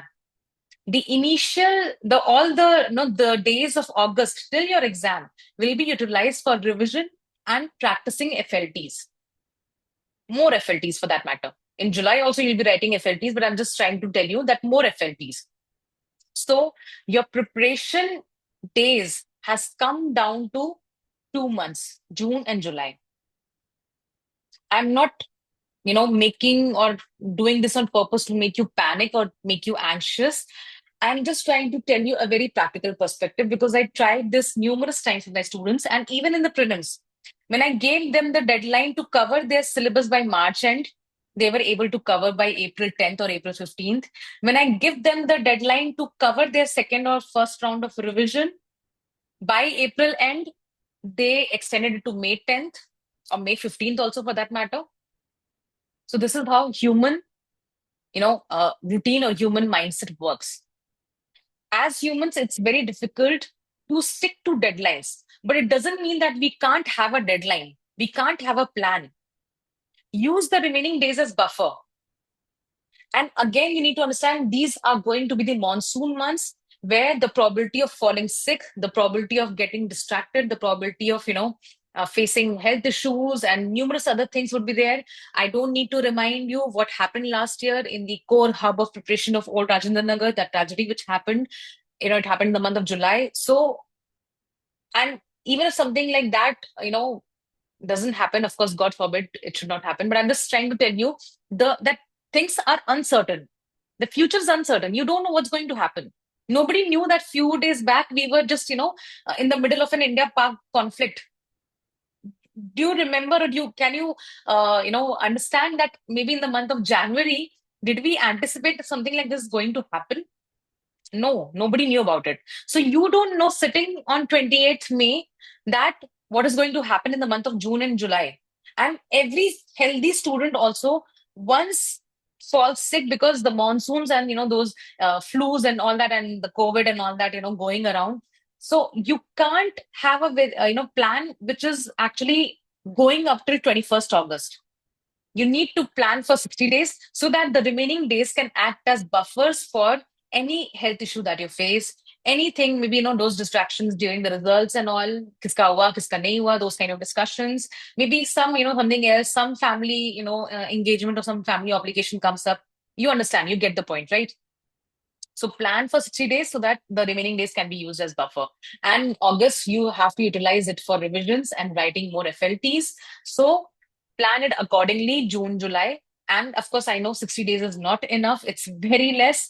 But then the aspect or the focus should be on prioritizing the marks fetching areas. Don't aim for perfection. Don't aim for 100% completion of the subject. Please understand which are the important areas which are going to fetch you scores, which are going to fetch you marks. So, with less input, maximum output is what we are aiming here. Okay. Nobody completes the syllabus 100%. Maybe for certain subjects, but all four GS papers, everything perfectly done, all optional done perfectly, doesn't happen. It's rare, and people who are able to qualify, they tend to prioritize. How will you prioritize? Please take reference of previous year questions. If a question based on land reforms has come already, you need to be prepared for it. If a question based on any particular bilateral relation or maybe any controversial issue has come, any subject for that matter, then you need to be prepared for it. Don't go for 100% completion when you pick up a subject. When you pick up a subject like disaster management or internal security, focus on those topics first, where the probability of asking those questions in those topics, is more. So prioritizing, and the same thing applies for your optional. Prioritizing will help you first cover the important areas and themes. If time permits, go for 100% completion. Nobody has stopped you. But then in the course of going for 100% completion, I've come across people preparing ethics for 1 month. GS1 is going on for 20 days. GS2, which is actually the scoring portion, you left governance and social justice. That's not how you're supposed to proceed, right? So this is how you need to plan. Plan for 60 days and not 80 days. Okay. Now, I did speak a lot about this earlier, but then just to give you an idea, because there could be a variety of courses available in the industry and the market. You need to understand first self-awareness. That's how you will decide which course you want. If somebody is weak in essay, for them, essay test series or essay mentorship becomes the most important course to join. If somebody is weak or in optional or maybe whatever is that answer writing is not there, you don't know how to write answers, then of course answer writing practice for optional is the course to join. So you need to understand there could be largely and broadly, there will be two types of courses, two types of programs and modules people will be launching this time for mains, which is one would be value addition, content enrichment. And in this only, I'm including the current affairs classes. Okay, current affairs classes of few faculties are quite famous. You have utilized them for your prelims also, and you know the names. I'm not going to take the names. You do have an understanding. Value addition classes, I'll say if you're planning to join something, please take a good call. Like, please have a good assessment of it first, because I've come across people joining current affairs classes, but then telling me later on that they were not able to use any of the content in their answers. So much of time you're going to the offline center or even on the online, you're sitting, you're attending the lectures for 2, 3 hours, you're making those notes, those short notes, and then you're not able to actually reproduce the same quality content in your answers. So please go for self-assessment and understand that what is required. If you feel that, yes, this particular course, this particular enrichment class, this particular valuation class, this particular current affairs class is important for me because I don't know from where I could get the content for current affairs, or maybe I'm not good with, current affairs magazines, then it makes sense for you. but don't join multiple courses. Okay. Now, the second variety or the second category would be your test series. Test series, of course, I've written down question paper solution. Of course, that is what they commit, and that's the common thing with all the test series. I'm just trying to tell you that test series for GS and optional is sort of compulsory, right? And that's why in here, if you see the bare minimum part, what I've written over here is one optional test series, one GS and essay. Some people launch, or like some people have this combined GS plus essay. You can take it separately, combine your call, but this is the bare minimum. One optional test series, one GS come essay, or one GS test series, one essay test series, and a mentor for both the optional or the GS essay that is required. And mentor could be replaced by your senior, or that peer support is also depending on where you're living, what is the access, and how much you can actually, like, you have the access to different supports, right? So this is the bare minimum. Please don't prepare everything on your own. Don't be in a isolated room just preparing. You don't know what is going on, right? There should be somebody who is either preparing with you, and that is what the peer support is, so that you can interact. You know that what's going on, how is their preparation looking like, where you are making the mistake. Or if you have an access to a mentor, nothing like it, that's the best thing. That's the best guidance that you can get. And by senior, I meant to see maybe a previous year topper who is your college senior, or sometimes course senior, whatever is that. So whatever resource is possible for you, you have access to it. Please use that. These are the bare minimum things. Apart from it, if you want to join something, you need to please see how much time you have in your hand. If your optional is on the lengthier side, if your syllabus, you have an option which is having lot of syllabus points, then maybe joining multiple courses is not possible. Then you will have to take a call that which is the thing which is essential for me, non-negotiable for me, and of course, which is something that maybe I can skip. Or maybe I can get in touch with some people who are doing that course, maybe join, pay half the fees and maybe join in a passive way, so that you can, take the benefit, maybe discuss some things, right? Take the common takeaways and all. So that is something that you can do, and that's the best way to proceed. Okay, please. One person cannot join every course, even if the course promises that they will make you a topper. It doesn't really happen like that. Okay, because means is all about answer writing practice. Means is all about self study and knowing your strengths and weaknesses, so that you can work upon, you can leverage your strengths and you can work upon your weaknesses, right? So this is what is there. I am not going to take the names. There are queries, I'll be discussing them separately, but in that also I have removed the names, because I'm not going to here sponsor somebody, or sort of praise one particular coaching over another. And for the asset, of course, that is plainly conflict of interest, so I'll not do so, right? If you want some suggestion, you can drop me a message. Most of you know my, Telegram ID. So you can, if you're so confused, you can't decide on your own, drop me a message. Maybe then I can, give you the name. But here on the common platform, sorry, that's, out of the scope. Okay. Now, before I move on to the sources and note making aspect, I just want to quickly go through some queries. Okay. Let me just take a few queries and then I'll go back to what aspects I have to discuss. So these are the queries which are actually submitted through the Google form. So I'm just going to discuss few of them and then I'll go back to the slides. So the first query is how to cover optional holistically if optional is the big one like history. So the same answer, prioritize, right? If any optional, and for that matter, history, mathematics, PSIR, for that matter, no, like there are other options also which have, or the syllabus points which are too big to be covered. Then you have to prioritize your area. See which areas are, repeated over the years. Every time, every year, there are definite questions from that particular, topic or syllabus point. So prepare them first, so that you have prepared a certain percentage of syllabus from which you can extract maximum marks. Then, if time permits, go for the completion of the other syllabus points, like go for the holistic coverage. But first, prioritize by having a look at the previous year questions.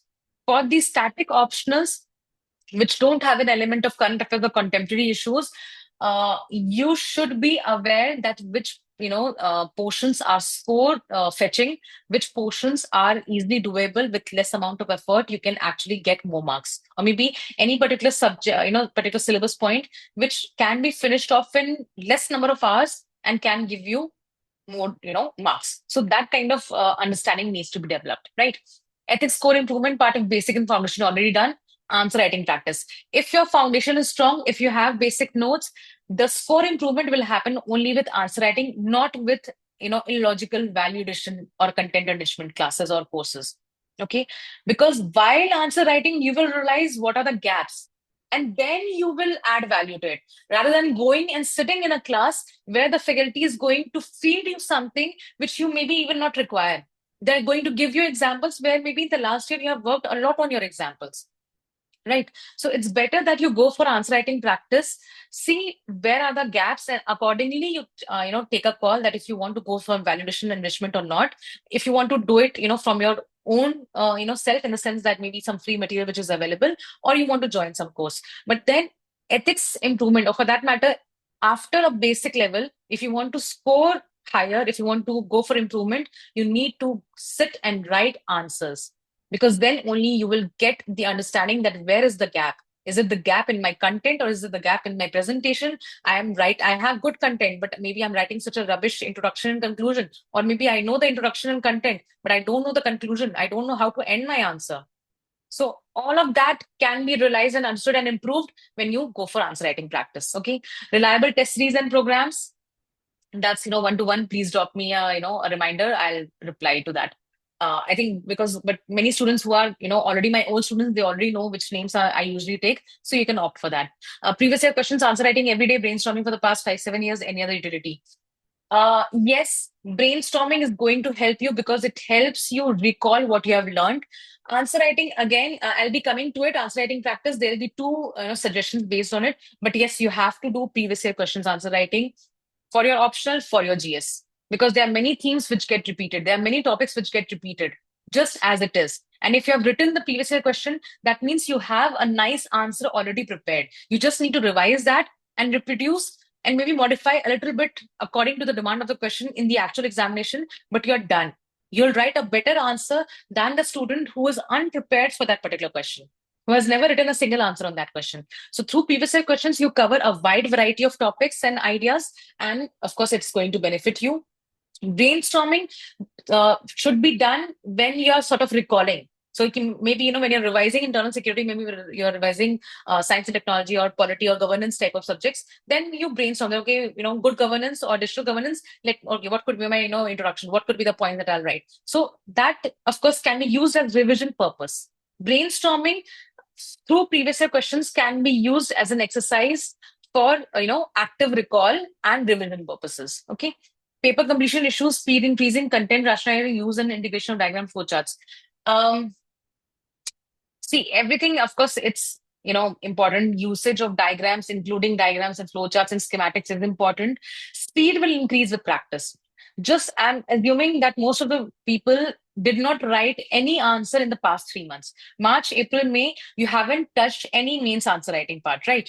So then you have to start getting into this aspect of answer writing practice, start getting into the mode of answer writing practice. Eventually, the speed will improve. Initially, the speed will be horrible. Maybe you will take 15 minutes to write a 7 minute answer. A 10 marker answer, 15 minutes could be. But then with practice, it will improve. But practice improvement will only happen when you're doing consistent practice. So just writing some FLTs every Sunday is not going to help. Practicing, cricket or any sport on just Sundays will not help you reach up the state level or Ranji Trophy or the national level game, right? I hope you get the point. So in that scenario, consistent practice is what is required to increase speed. But of course, it is very individual based. The copy needs to be seen, because sometimes students tend to write too many ideas. If you're writing too much in one particular question, trying to fit in everything under the sun, then of course, speed will be like the time management will be compromised. So you need to see that there should be basic amount of quantity of points, and presentation aspects should not be compromised. Then the time and both the things coming together can help you get good marks, right? But then if you're focusing on speed, but you're writing too much of content, you're trying to fit in every other idea in the answer just to tell the evaluator that I know so much. That is something that's difficult. So rationalization is actually very important. You have to, of course, go for the understanding that which points are necessary and which points can be skipped, or maybe rather than focusing on the content density, focus on the holistic treatment along with the good introduction and conclusion of that particular answer. The next question is how to plan the next 80 days answer writing and value enrichment. कैसे करना है, कैसे सोचना है, and evaluation. um, I gave you a rough idea, 80 days. Basically, I cannot tell you what timetable or what schedule to follow, because the schedule will be decided by the test series that you enroll.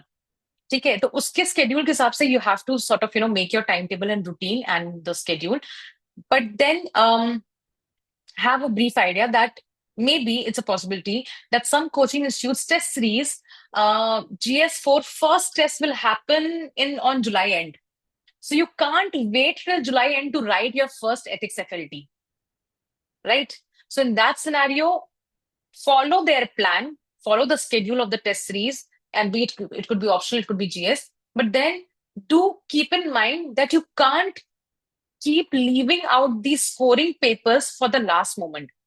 So don't depend that in this particular test series, they are going to conduct GS4 towards the end, and you haven't written a single FLT. That's a blunder. Pick up a question paper, pick up last year question paper from Telegram, pick up from the market if you stay in Delhi, and please write FLT. You should be aiming for writing 4 to 5 ethics FLTs, just like I discussed, if you want to score high, marks over there, right? So that is there. Answer writing, valuation, I've discussed, I've given you a brief idea. See, we need to understand that a session on essay is a completely different, session. Focusing on essay, focusing on answer writing will be a completely different session because there are so many aspects to be focused upon. So that will be a different session altogether, and I'll be conducting it, don't worry. But then as of now, my first concern, because I was getting many queries, so my first concern was to actually sort of help you calm down, give you an idea that what you should expect out of some next few days till the result, like before the result and after the result, and you have an idea. The detailed discussions, be it on paper wise, GS paper wise, value enrichment, like sorry, your answer writing, the process of it, the essay part, that requires a separate session, and I'll be taking it as the time comes. Okay. Self doubt on my notes due to low score in mains. You need to understand that it's not the notes, it's the answer writing, presentation, which is maybe lacking. And it could be lacking not from the content perspective, but more from what you're writing and how you're writing. And what is that, are you able to address the demand of the question or not? If your notes are from, minimum of 2 sources, like one class notes combined with that, you have done some value enrichment over there, you have done some previous test series and all, then it's about going for answer writing practice. And also there is one aspect of presentation which includes handwriting. So and see, it's not about I'm asking you to have beautiful handwriting, legible handwriting. Don't have small font size. You must have seen there are many toppers in the last 2 3 years where the handwriting is not beautiful, but their font size is big, like their handwritings, each letter is quite big, so it's easy to understand what they have written. So those people who write small, please start consciously increasing the font size so that it's easy to read what you have written. It's not about the beautiful handwriting, it's about the legibility, it's about the size of the words so that person can keep a copy, maybe here and read it easily. You can't expect a 40, 45, 50 plus or 60 plus year person, old person to actually, squint their eyes and, just see what you have written. That's going to really irritate their eyes and maybe, their mood also, and maybe lead to less scores. So that is there. But of course, you need to understand those queries which are very specific to answer writing or scores that I'm not scoring good in this paper. The quality of the answers needs to be seen. Right. So, of course, get help of a mentor and then accordingly take a call. How to increase score in essay and across GS papers? A simple answer is, of course, answer writing practice. For essay, also, I said consistent practice and a little bit of value addition and content enrichment in essay. I've always emphasized that move beyond that Buddha, Ashoka kind of examples. And in GS papers, that again needs to be seen because I believe that most of the sincere students have good content in GS, but then maybe they are not able to represent the same quality content. Having content in your notes is very different from what you're writing or what you're able to write in the actual exam, right? So bridge that gap. Having good content in just notes and in register is not going to help you get the good answers, like good quality answers written in the actual means.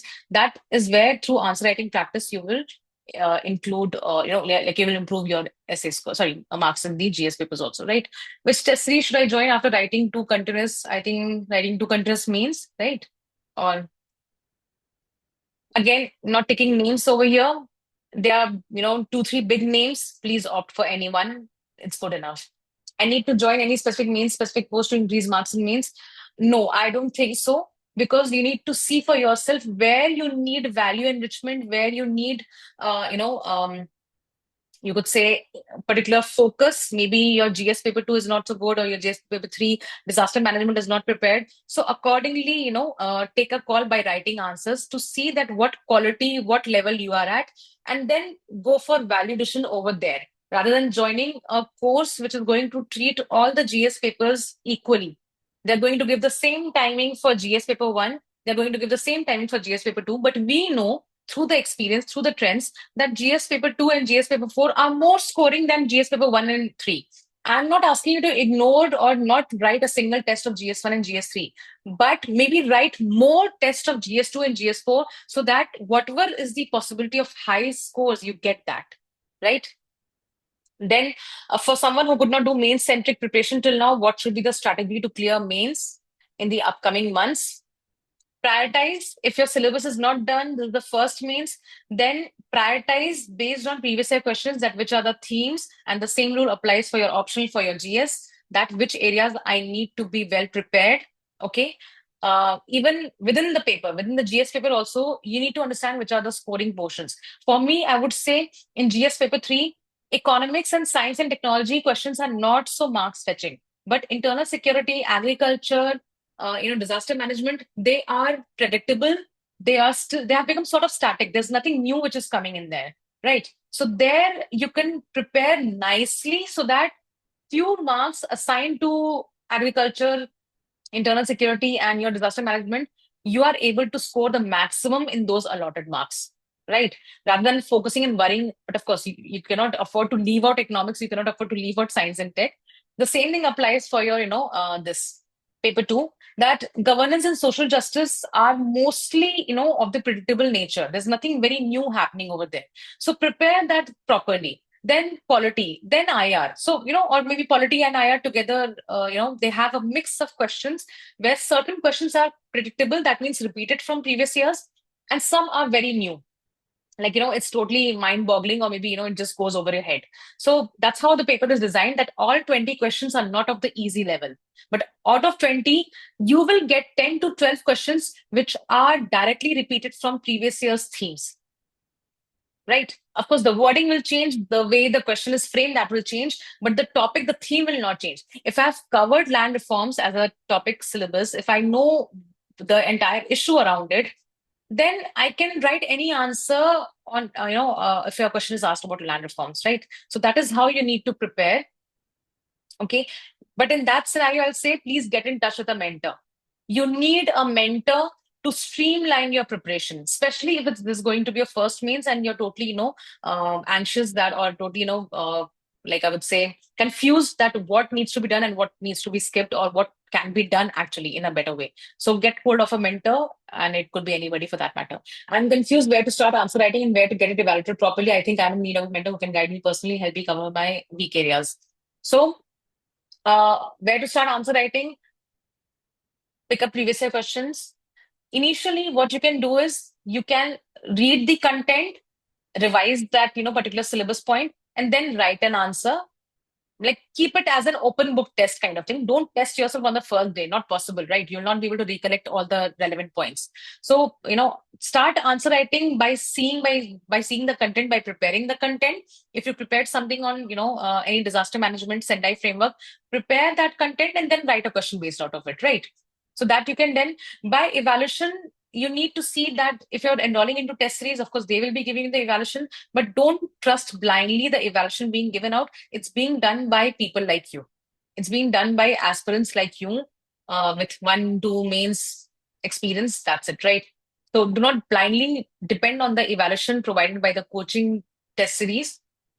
Self-evaluation is something which is good, and you can compare your level of answers with the topper's copies, right? So maybe write the same question to test that what topper has written, what that particular rank holder has written, and what you have written, and if there's a gap, try to bridge that gap, right? That is what you can do.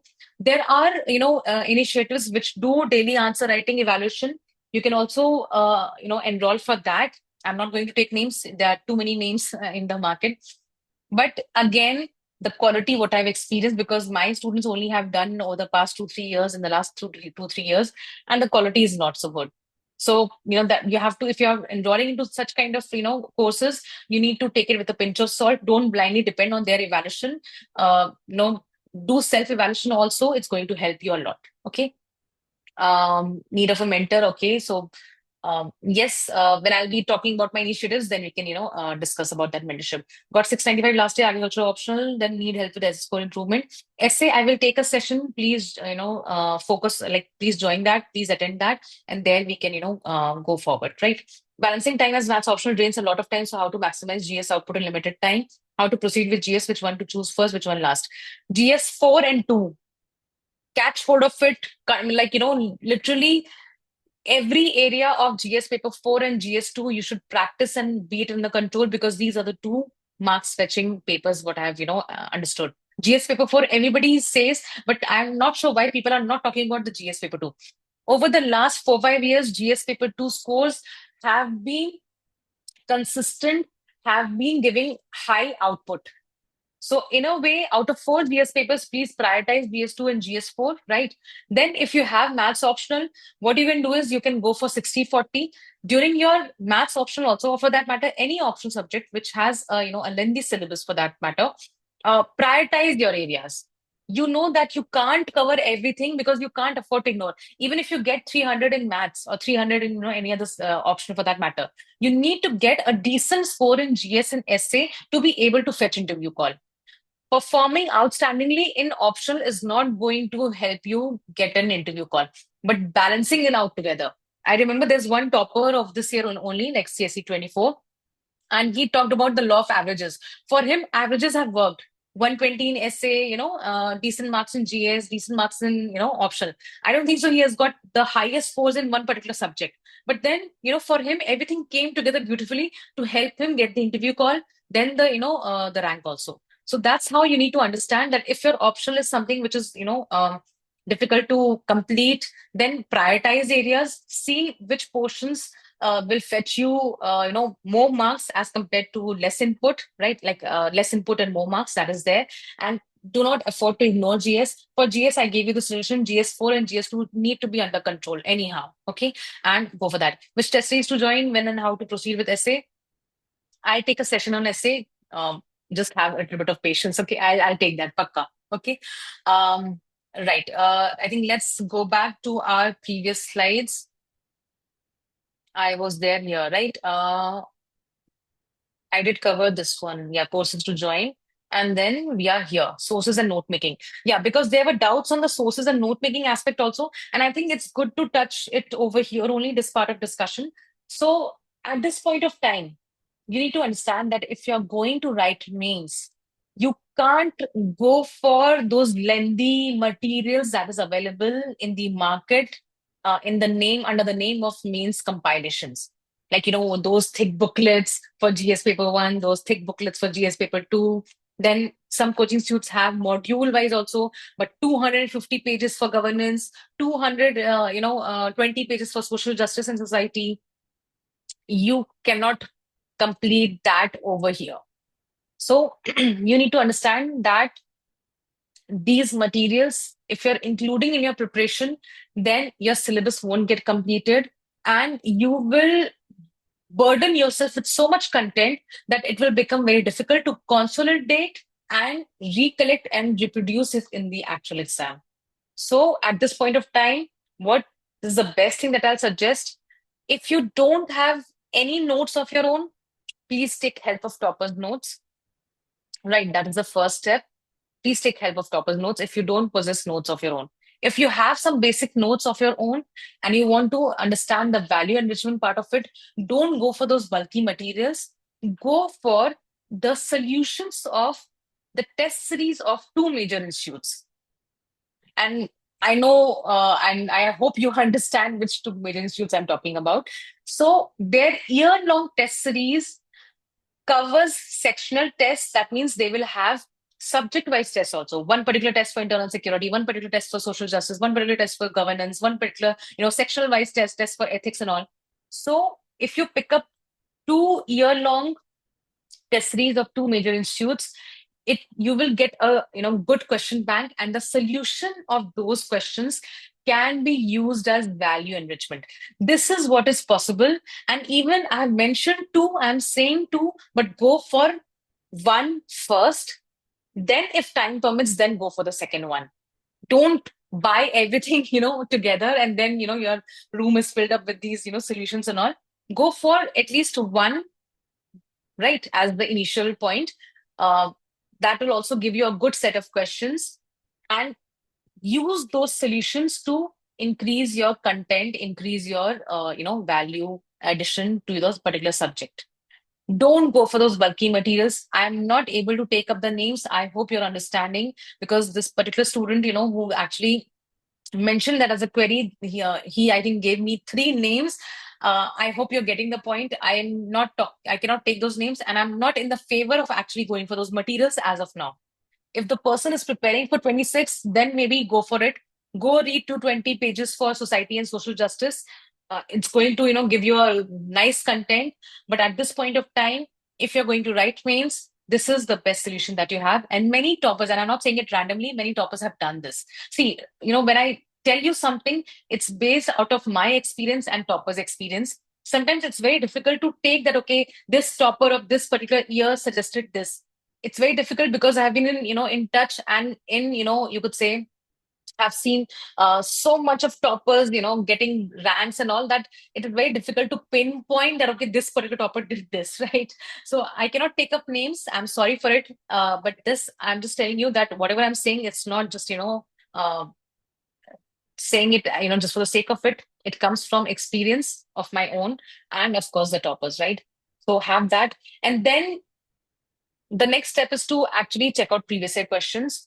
Jot down the themes. You should be aware that what all questions and themes have been covered in polity, what all questions and themes have been covered in governance, what all questions came in world history, what all questions came from society, and all the other subjects also for all the GS papers. You need to have that themes jotted down, and you need to cross check that, do I possess notes for that particular theme or not, or for that particular syllabus topic, right? So you can then pick up basic material.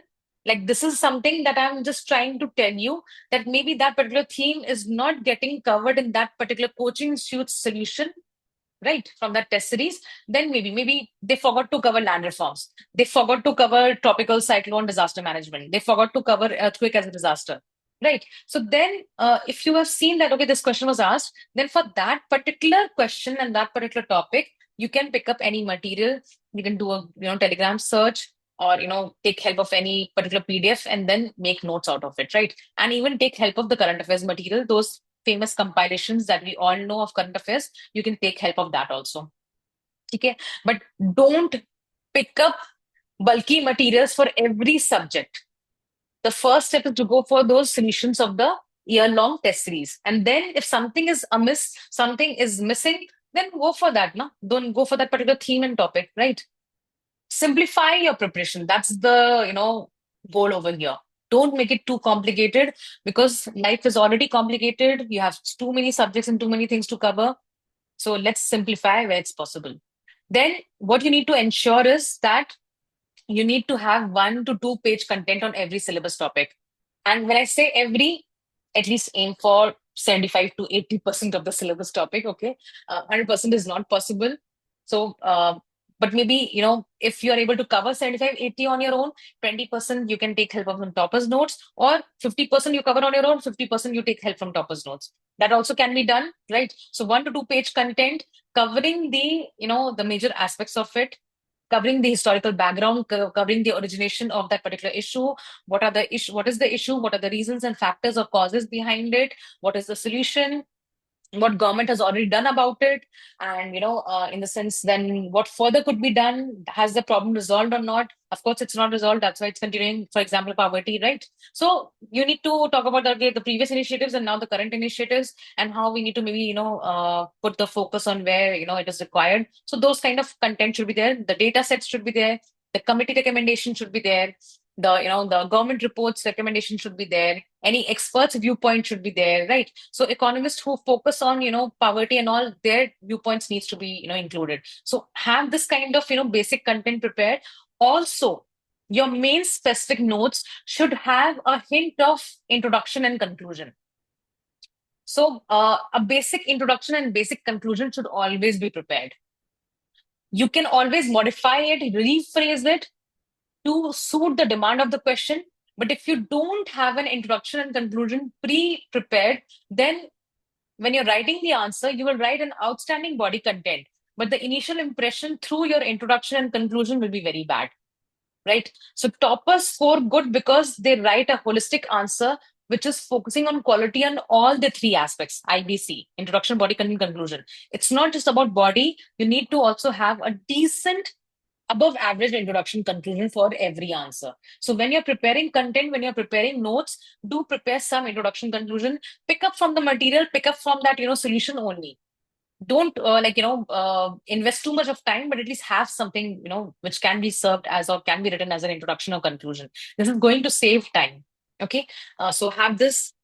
Then when I say don't reinvent the wheel, that is that don't prepare your notes from scratch. Please take help of existing toppers notes. Please take help of some short notes which are available.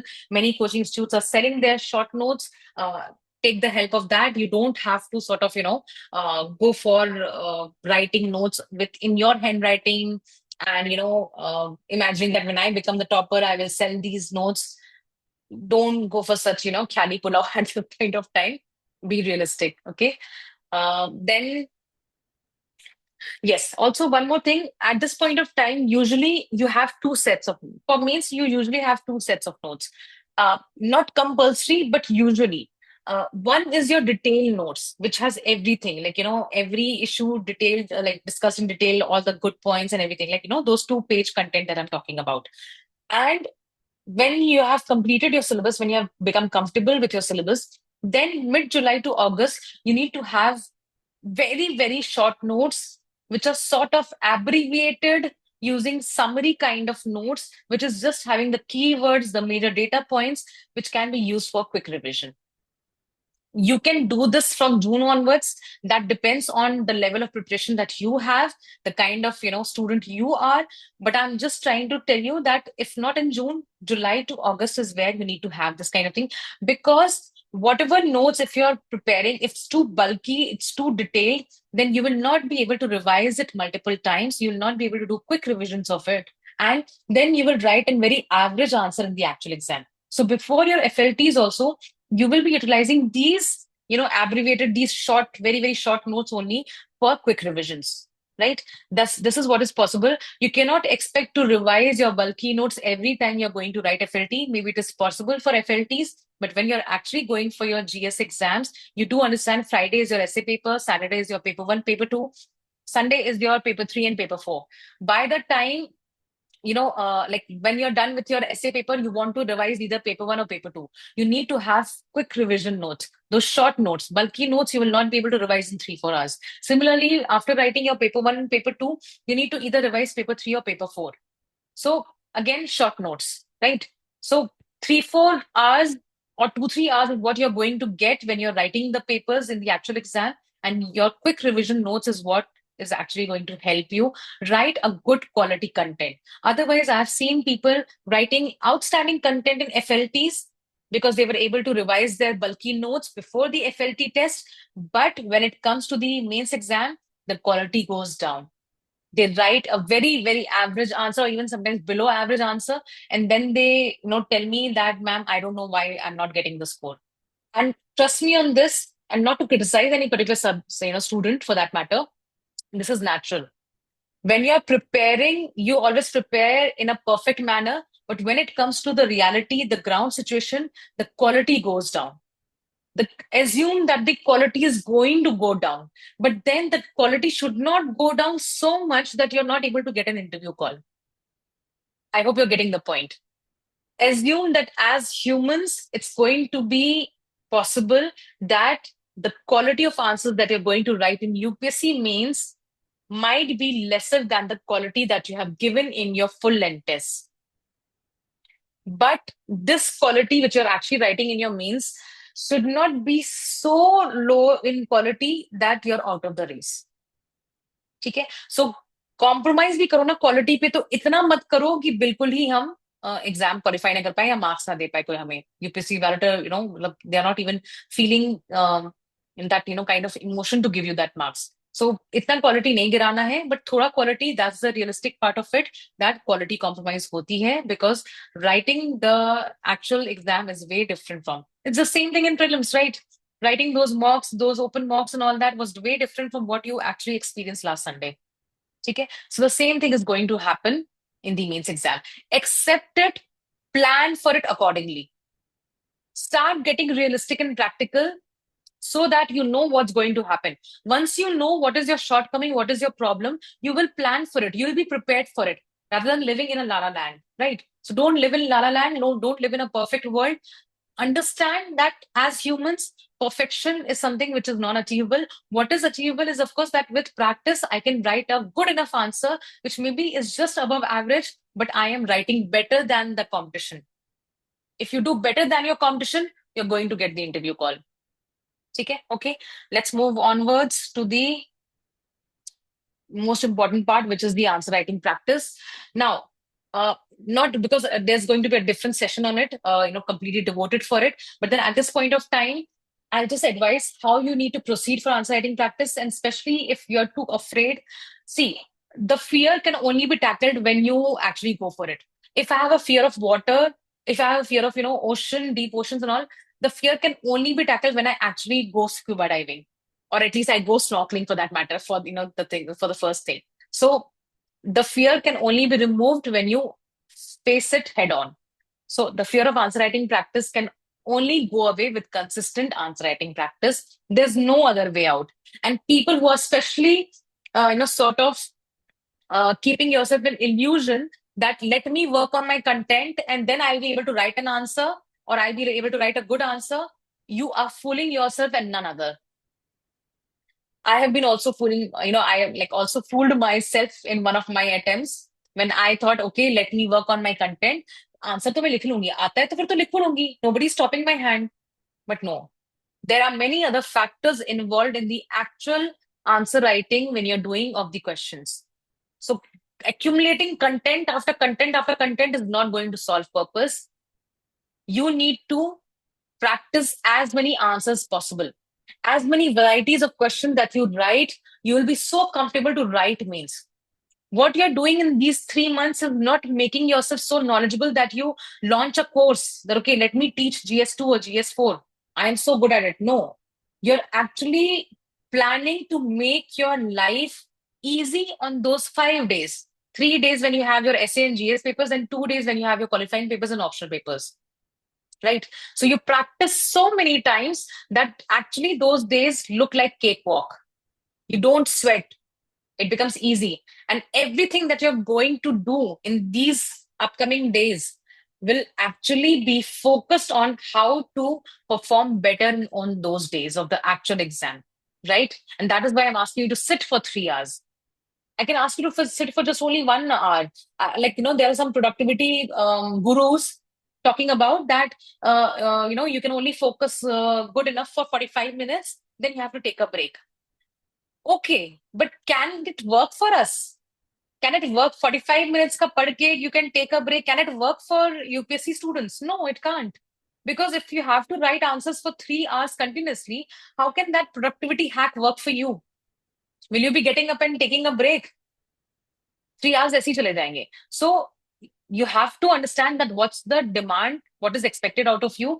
It's expected that you need to be able to sit for 3 hours continuously with good amount of focus and concentration. And for that, answer writing practice is required. Now, answer writing practice, daily answer writing practice, because to cover a wide variety of questions and themes and topics, and of course to work on your speed, and FLTs because you should be able to sit and practice for 3 hours. 20 questions, right? So when you're going for answer writing practice on daily basis, it cannot go beyond 1.5 an hour, like 1.5 hours or 1 hour for that matter. Okay. Now, what I suggest is that two types of things that you can do. Just choose whatever suits for you. So initially, because of course we are totally out of practice, so I'm just giving a little bit of concession and flexibility that initially to get hang of it, you can go for alternate days. That means 3 days GS, maybe Monday, Wednesday, Friday you go for GS practice, answer writing practice, and 3 days optional.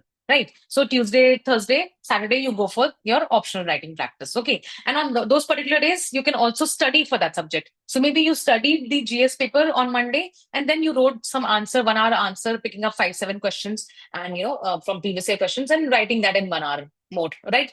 And second day Tuesday, you picked up your optional, you study about the subject and then write answers for it. So this is what you can do. The second thing is that this is just the first step, like till the result, just to get you in the mode of answer writing. I don't want to burden you. I just want to start slowly so that we have a progression, right? Getting that edge, getting that advantage is what I'm talking about. Now, after the result, every day you have to go for 1 hour GS and 1 hour optional practice. Okay. And if you think that it's too much for you, not possible, then you can switch back to that first wala, that thing only 3 day GS and 3 day optional. But at least minimum itna to karna hi hai. It cannot happen that you're just doing on, for the 5 days, 6 days, you're just keep on reading content and you're just writing some answer on 7th day, Sunday ko jaake. No, you have to write answers every day, if not every day, alternate day, right?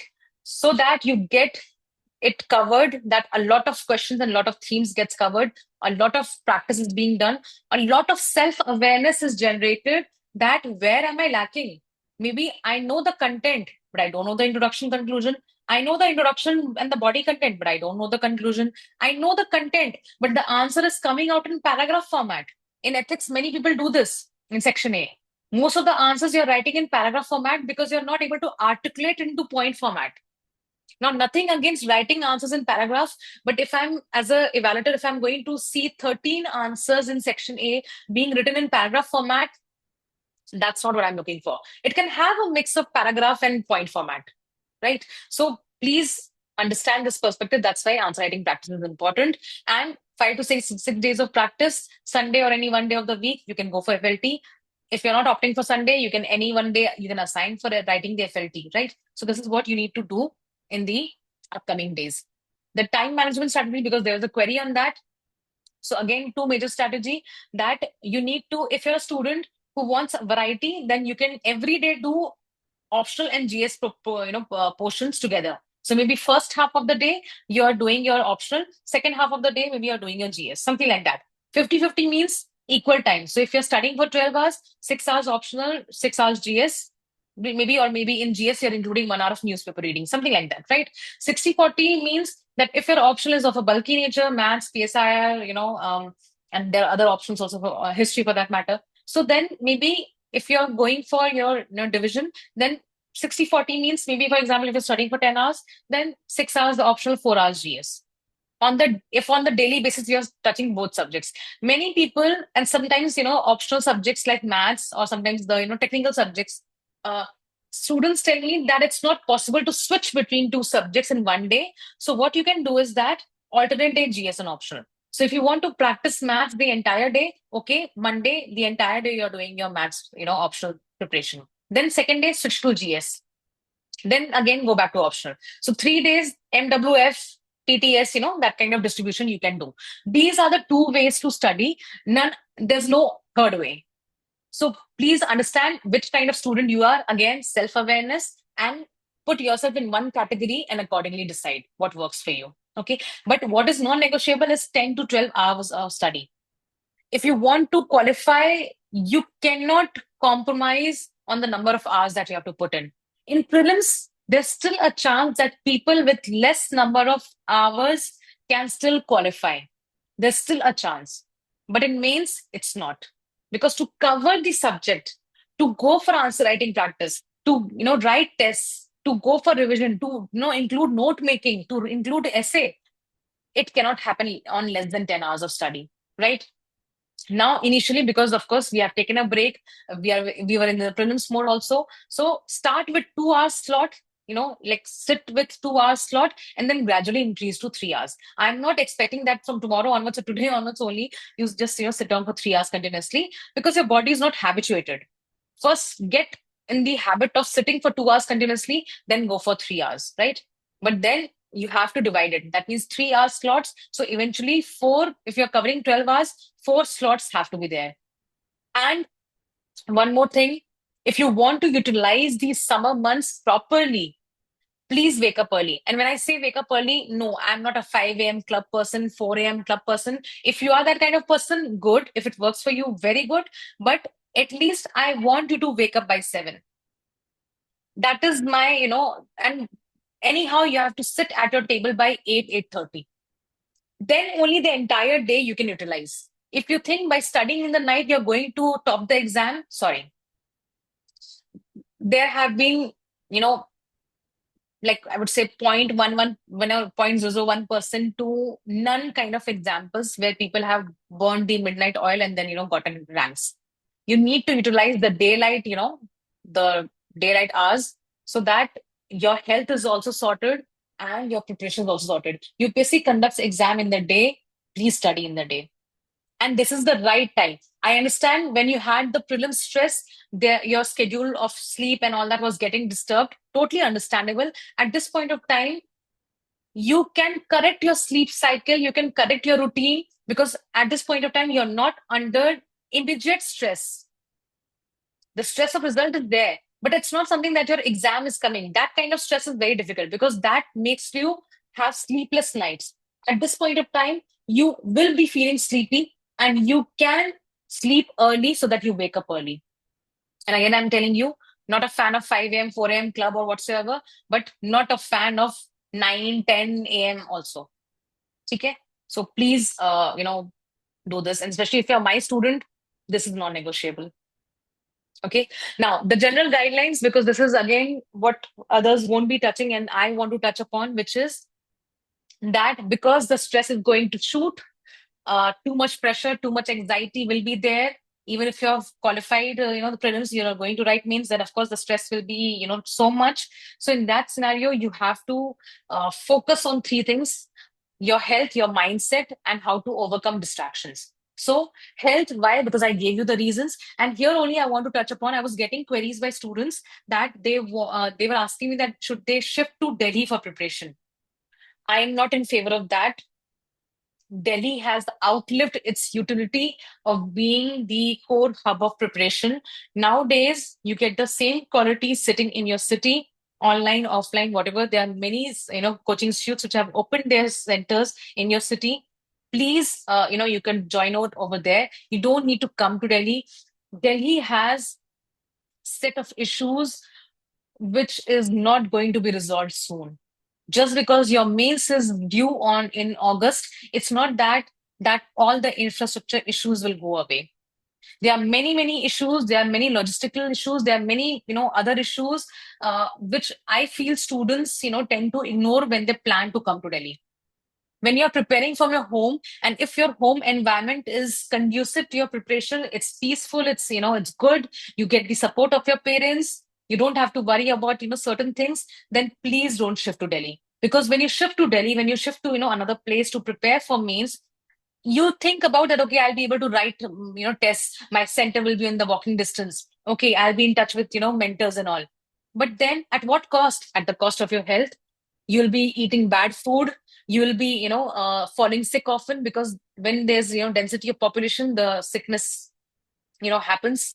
We all know what happened in COVID and all. So that is there. When you're living with your supportive family, and of course if the situation in your home environment is good in the sense it's peaceful, then you're supported by your family. You don't have to worry about your food. You eat good food, you get that emotional support, and that is something which is again non-negotiable.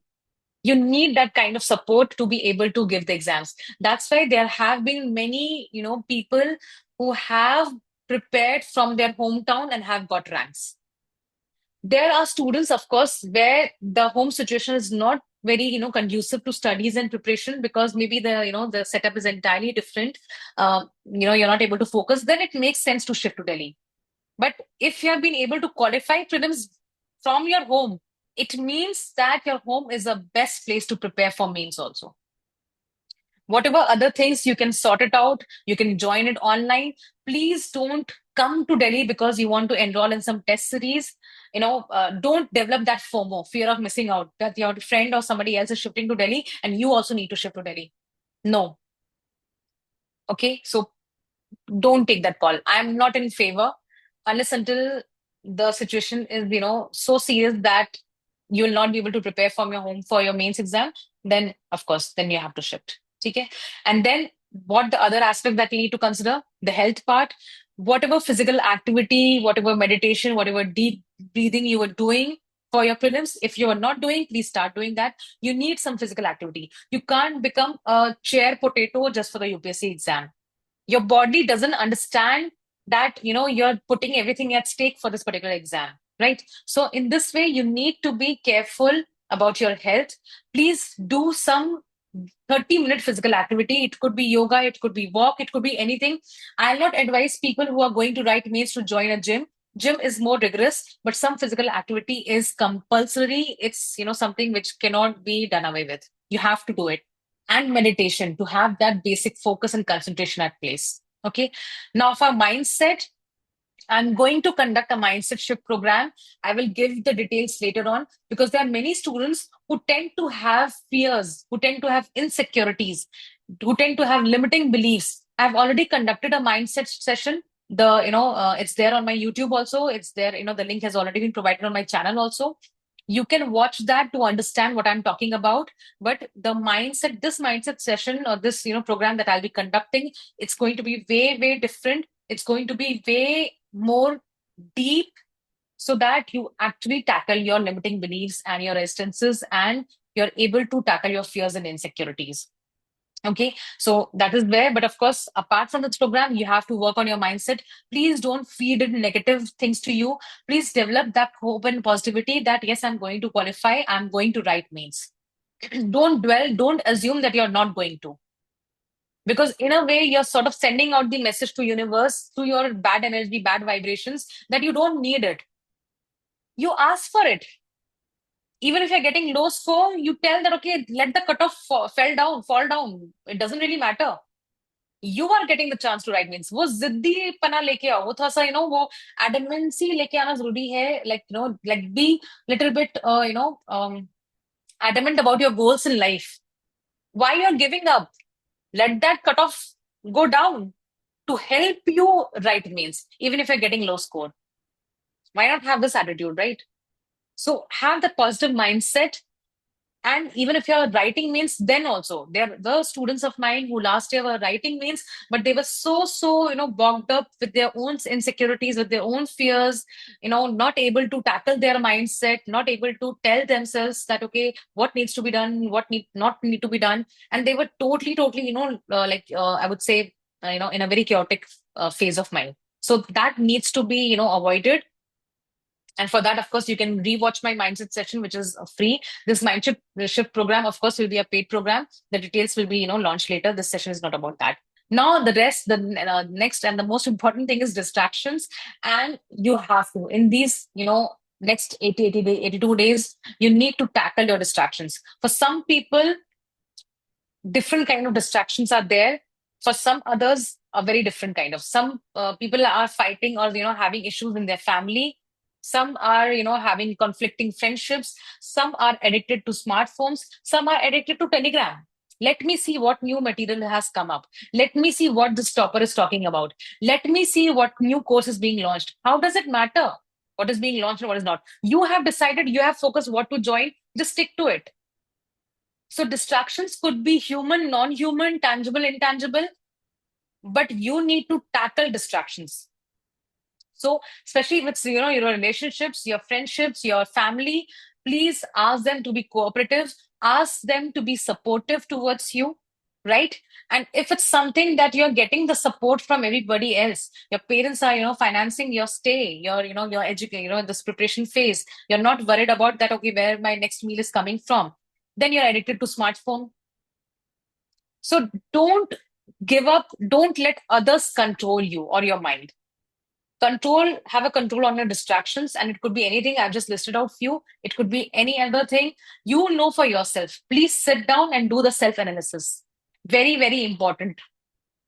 You should be aware that what is acting as an obstacle in your life.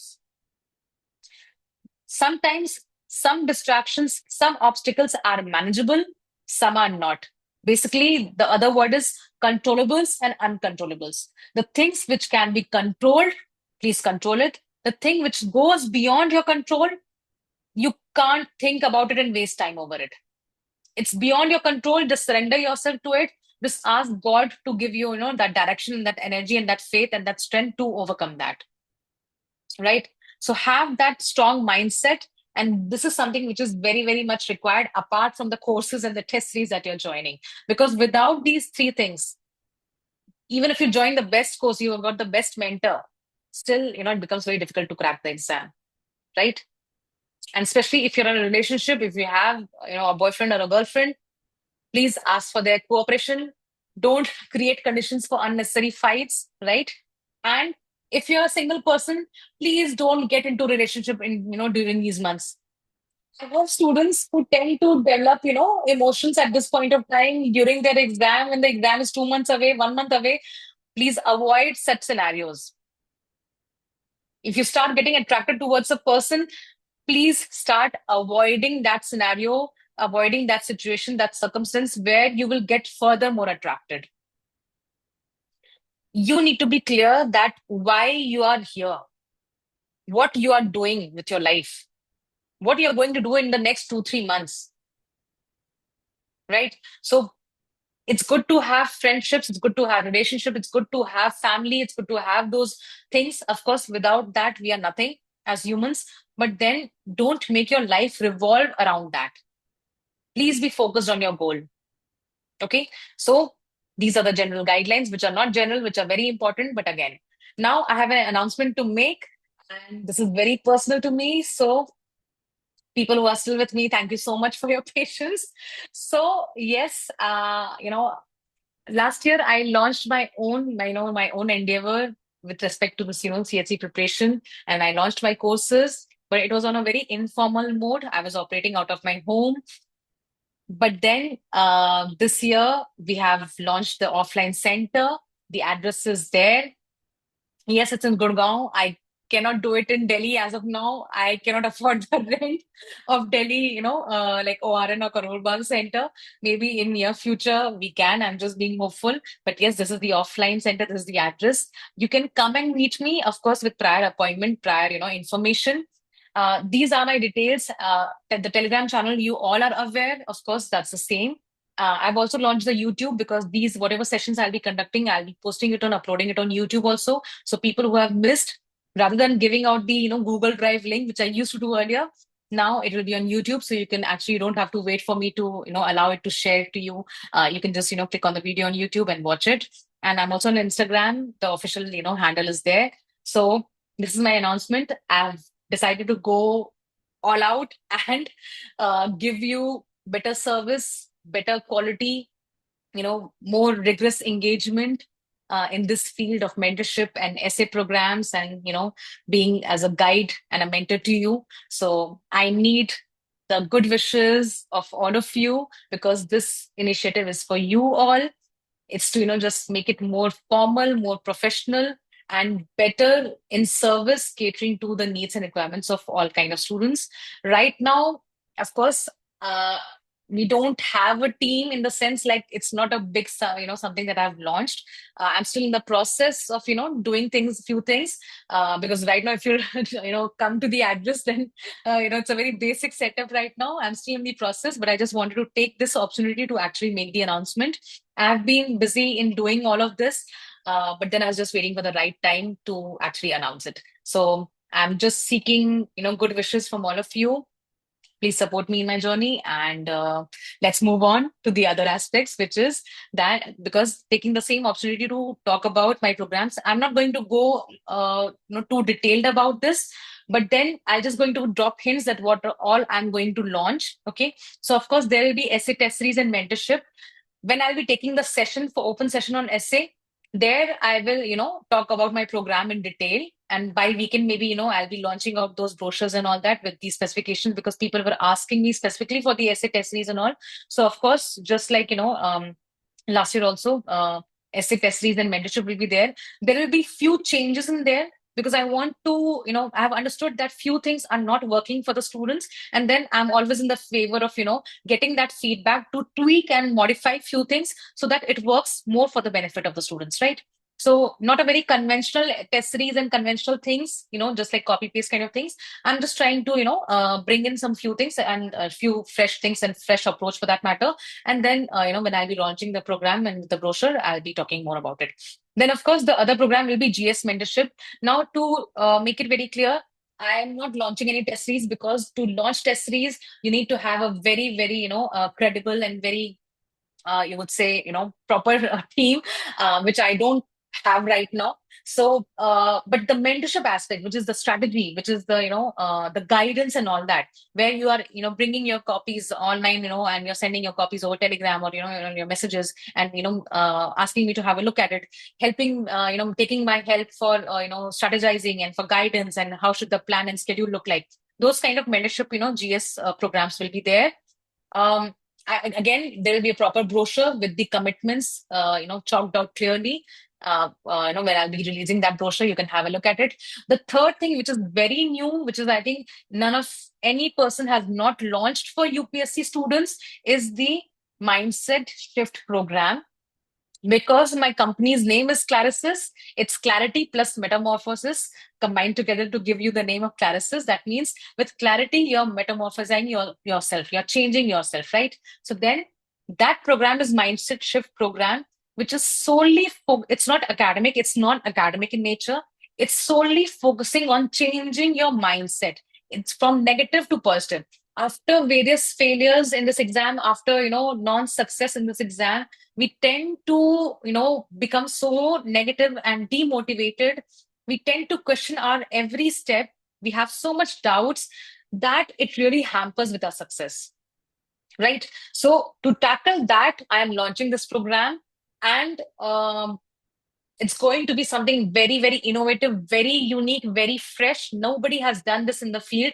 People talk about mindset here and there, but nobody's actually using the tools available to bring those changes in mindset, which I'll be doing, right? Again, a detailed brochure will be released when, of course, the time comes, like, of course, in the next, few days only. That is what is there. Let's get back to the queries because, of course, you all have been patient. So then it becomes logical for me to take up the next set of queries also. And I'll be a little bit quick because, of course, it's going to be more than 2 hours. Right. So, what is the overall plan to be followed? I have maths as my optional, which has vast syllabus to be revised and practice. I did take up this query in different format. I hope your query is addressed. Proper time management, balancing reading, revision, and practice. Yes, so practice more after a point of time when your reading and revision is done, when your basic syllabus is prepared, focus more on writing answers. And I'm telling you, even if your syllabus is not prepared, please start writing answers because even with the half knowledge, if you're writing answers, you are going to understand that where you're lacking. Having that, bridging that gap is very much essential. And that can only happen when you're actually sitting down yourself and writing, right? Broad timetable and time allocation for all subjects. Don't have any idea how much time to allot to each one. See, I'll take this again, as a separate session because when the result will be out, then I'll talk about that what exactly time allocation. As of now, before the results, you have got the idea, optional, ethics, essay. Okay, ethics, we are allotting more time because, of course, it is a scoring paper. So go for it in the sense, work on your content, work on your answer writing practice, practice previous year questions, and essay, 2 essays over the next 2 weekends, right? That you can do. Which programs are good to join? How many tests to give? How many tests to give? Yes, multiple FLTs. I told you for ethics, at least be able to write 4 FLTs. Okay. two in July, two in August, if that's what a broader, you can say demarcation that we can do. For other papers, two FLTs, like for other GS papers, two FLTs is good.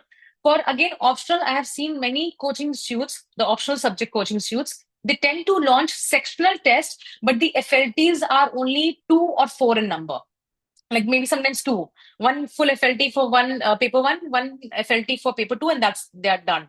So you need to practice more FLTs, pick up from the market, pick up from Telegram, even pick up the last year's you could say papers, or coaching institutes question papers, and you can go for self practice also.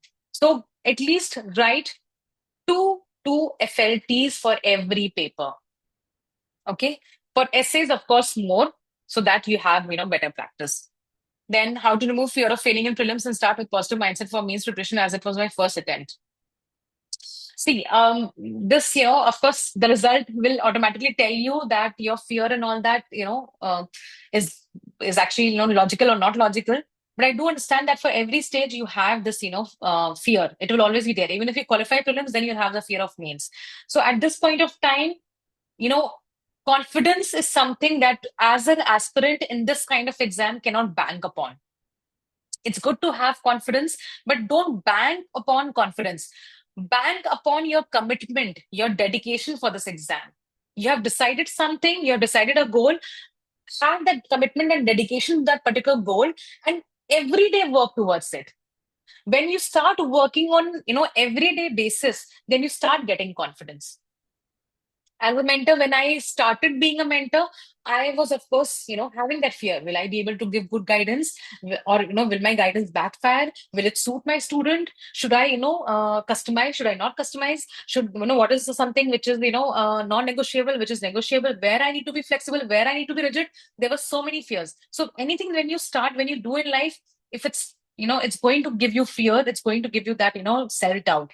But then more than worrying about that doubt or the resolution for the issue of doubt and that confidence or the negative mindset, it's actually important to focus on your goal and every day work on it.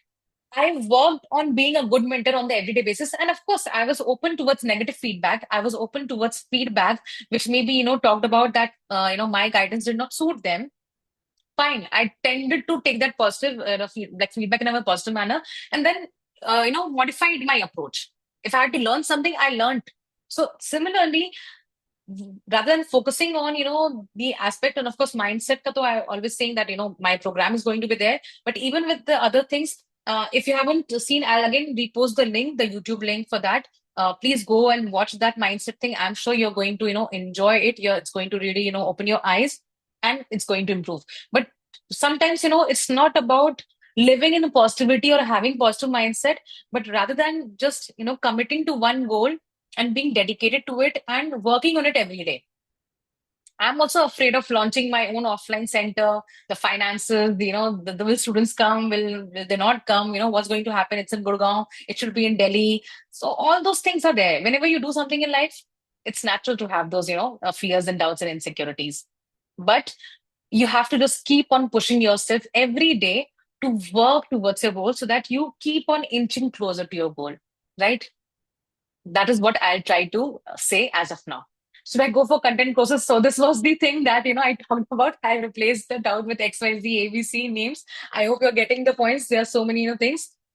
Again, please understand, go for self-awareness. You understand your requirement, what you require. If you write answer writing practice, if you need some course which promises answer writing practice and tells you the approaches and strategies required for answer writing, go for that. If you have a problem in understanding what current affairs and how to approach it, go for current affairs classes. If something tests like that or value enrichment, you need to take a call over that. I cannot give you that, okay, go for this XYZ or this ABC program, because I told you initially only that everything is sort of same. It's how you utilize it. The problem is that we have so much, so less time. So paucity of time is there, that even if you get enrolled into different courses and good courses, the best courses available, but you're not able to take the benefit out of it because there's lack of time. Okay. So here, don't get yourself, caught up into enrolling multiple courses. I have given you that bare minimum wala thing. Please follow that. And if you still are confused, you can approach me over Telegram. I can personally, like cater to your question, right? What should be the answer writing frequency? I discussed that daily both for GS socio optional or daily only for either social GS or going for weekly test series like normal. Just going for weekly test series is not enough. So with that supplement, answer writing practice. If daily is possible for you, good enough. If daily is not possible, go for alternate. But less than that, not possible. If you're just writing answers on, just 2 days of the week, it's not going to give you benefit because through the answer writing practice, the aim is to cover a broader amount of topics and to get that speed into place, to get that mind working to write that 10 marker under 7 minutes, under 6 minutes for that matter. So that if you're saving those one minutes, you're investing that extra minutes into that question where it's a very, a very new sort of question where you have to literally brainstorm. So when you have saved minutes from the other questions, there the extra minutes can be used up, right? So that's how the answer writing practice is going to help you, and the frequency should be daily. You eat daily, you sleep daily, you take bath daily, answer writing practice daily. Okay, not daily, alternate, but not less than that. And keep your test series practice as a very separate thing. The purpose of test series is very different, like the Sunday test series or the weekly test series that you're going to do. The purpose of that is different. The purpose of answer writing practice, daily answer writing practice is very different. Okay, don't mix them together. Which base material is better? No one particular material is better. You can opt for anyone. And just like I discussed, pick up the coaching institute solutions because those are very, very pinpointed, very particular to the particular question that they have asked, and you get good content from there. So pick up that. For ethics, there are many 10, 15-day courses like should they be done? My score in ethics is stuck at 102. If you have crossed 100, that means you can get that advantage by practicing answer writing for ethics on your own, right? Don't join any course because those courses will give you extra material out of which you will not be able to apply anything without answer writing practice. So maybe if you're lacking content, if you feel that maybe, I don't have good content, you pick up any free material available on Telegram or from the market, from, those photostat, copy, those stores and all shops, pick up from there, go through the material, start answer writing, because these classes will be having, nobody's going to complete the syllabus in 2 weeks. Even if there's are 10, 15 days, those days are not immediately clubbed together. Those days are distributed over weeks and they just eat up your time. I'm not in favor of doing, these long courses, who's going to have their last class on July end or August first week. No, it's just, messing up with the student's schedule and students' mindset. Then, you get dependent on them to complete your syllabus, where the onus and the responsibility is upon you to complete the syllabus, right? If you're joining any course, any test series, please don't put the onus of your career responsibility over them. It's your career, it's your life, it's your responsibility to cover that subject, cover the syllabus. Okay, so don't follow anybody's, test series schedule or classes schedule blindly. If you have a deadline to cover things by certain date, please try and cover it on your own. If they cover it, good. If they don't, cover it on your own. It's your career. It's not, they will get the toppers, right? So I don't want to be negative, but I'm just trying to give you the real picture. Strategy to prepare history, how to improve answer writing speed. I hope I've answered that.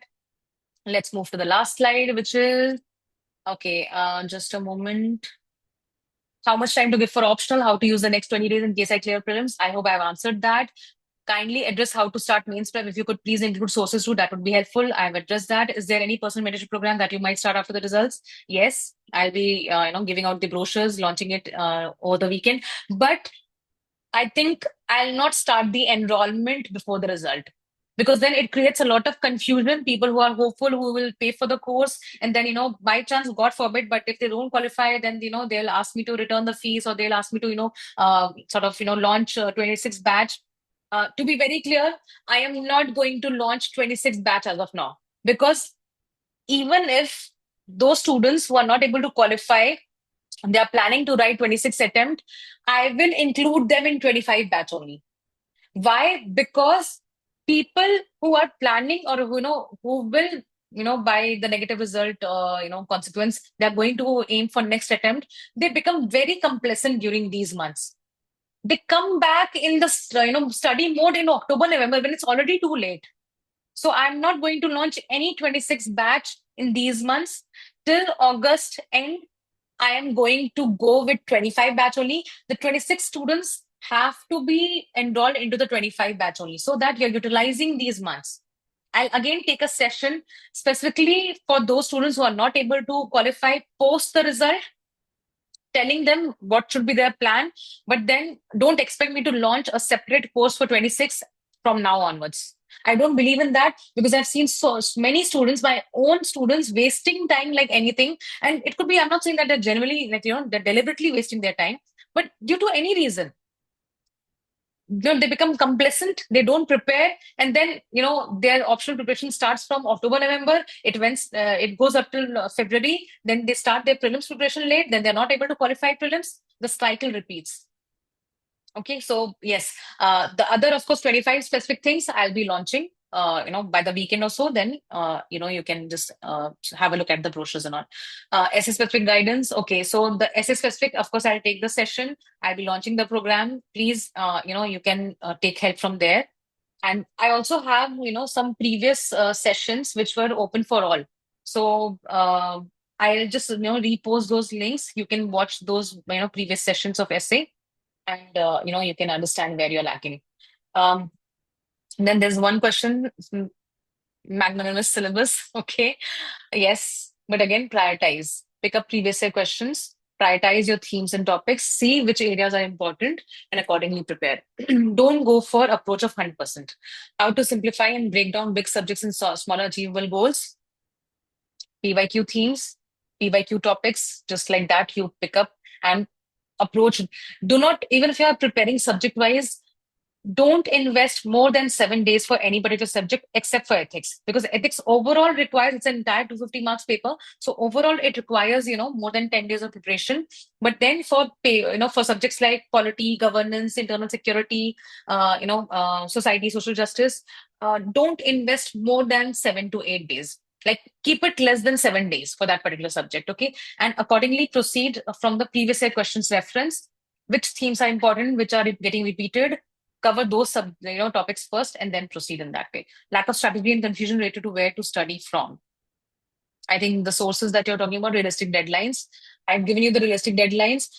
Always keep a buffer whenever you're planning something. For example, if I ask you to study for 7 days one particular subject, so then plan for 6 days, keep the seventh day as buffer to complete any backlog. Maybe on the fourth day, something came up, the DAF came up to, you have to fill up. So that day you're not able to study.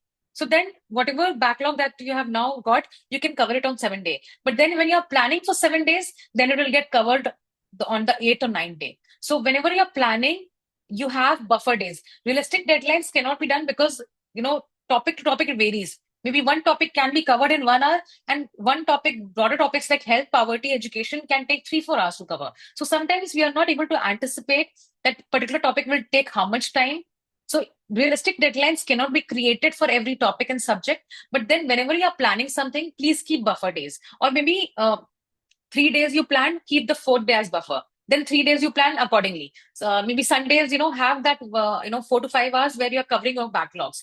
Or maybe, you want to do something extra, go for some, internet research or chat GPT research, those kind of things. So have these, mini,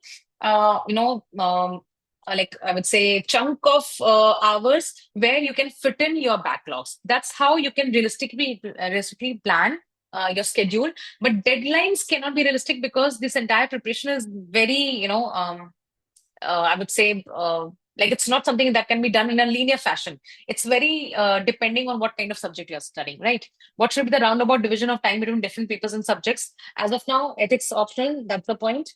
When you get enrolled into a test series, you can follow that schedule. If you're not enrolling into test series, then again, I'll take a session. I'll just talk about that. What could be the deadline? The major deadline is that by July 30th, 31st, you have to complete your syllabus. Okay. And don't keep anything for August, because in August you will have many FLTs to write, revisions to be done, many things to be done. What should be an ideal deadline? Okay, how to simplify and break down big subjects into smaller achievable goals.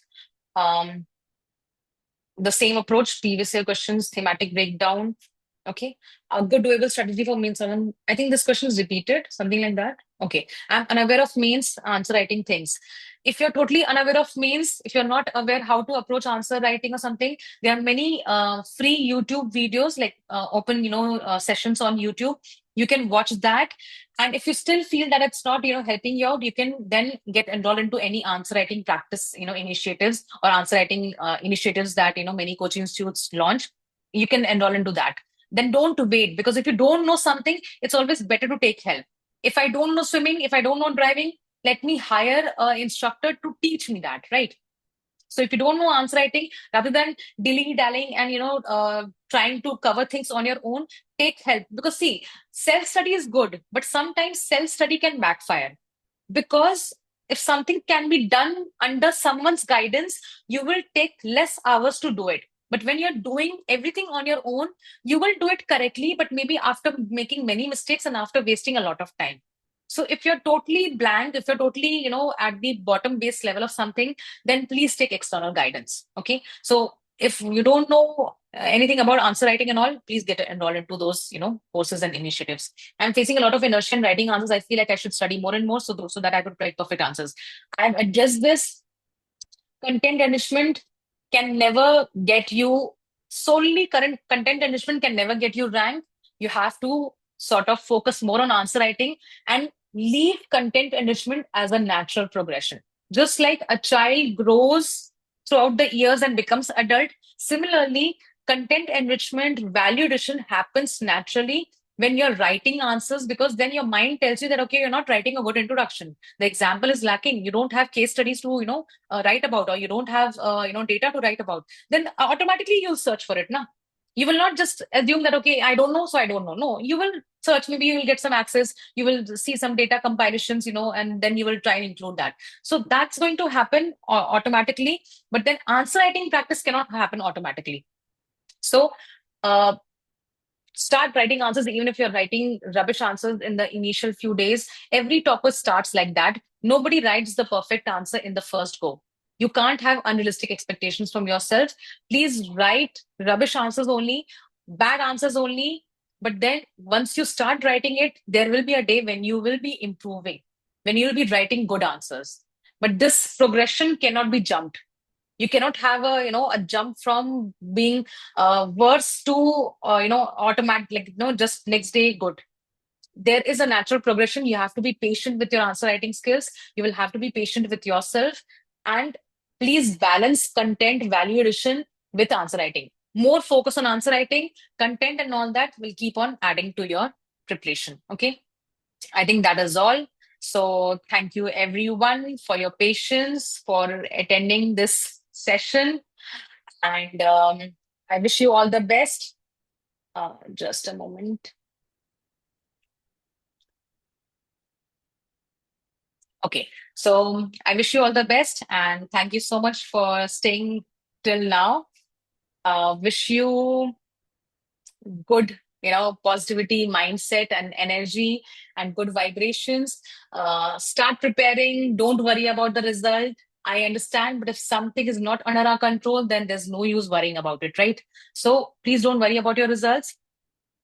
Get into the preparation, because if you see your roll number on the PDF and you have wasted your previous days, then nothing can save you.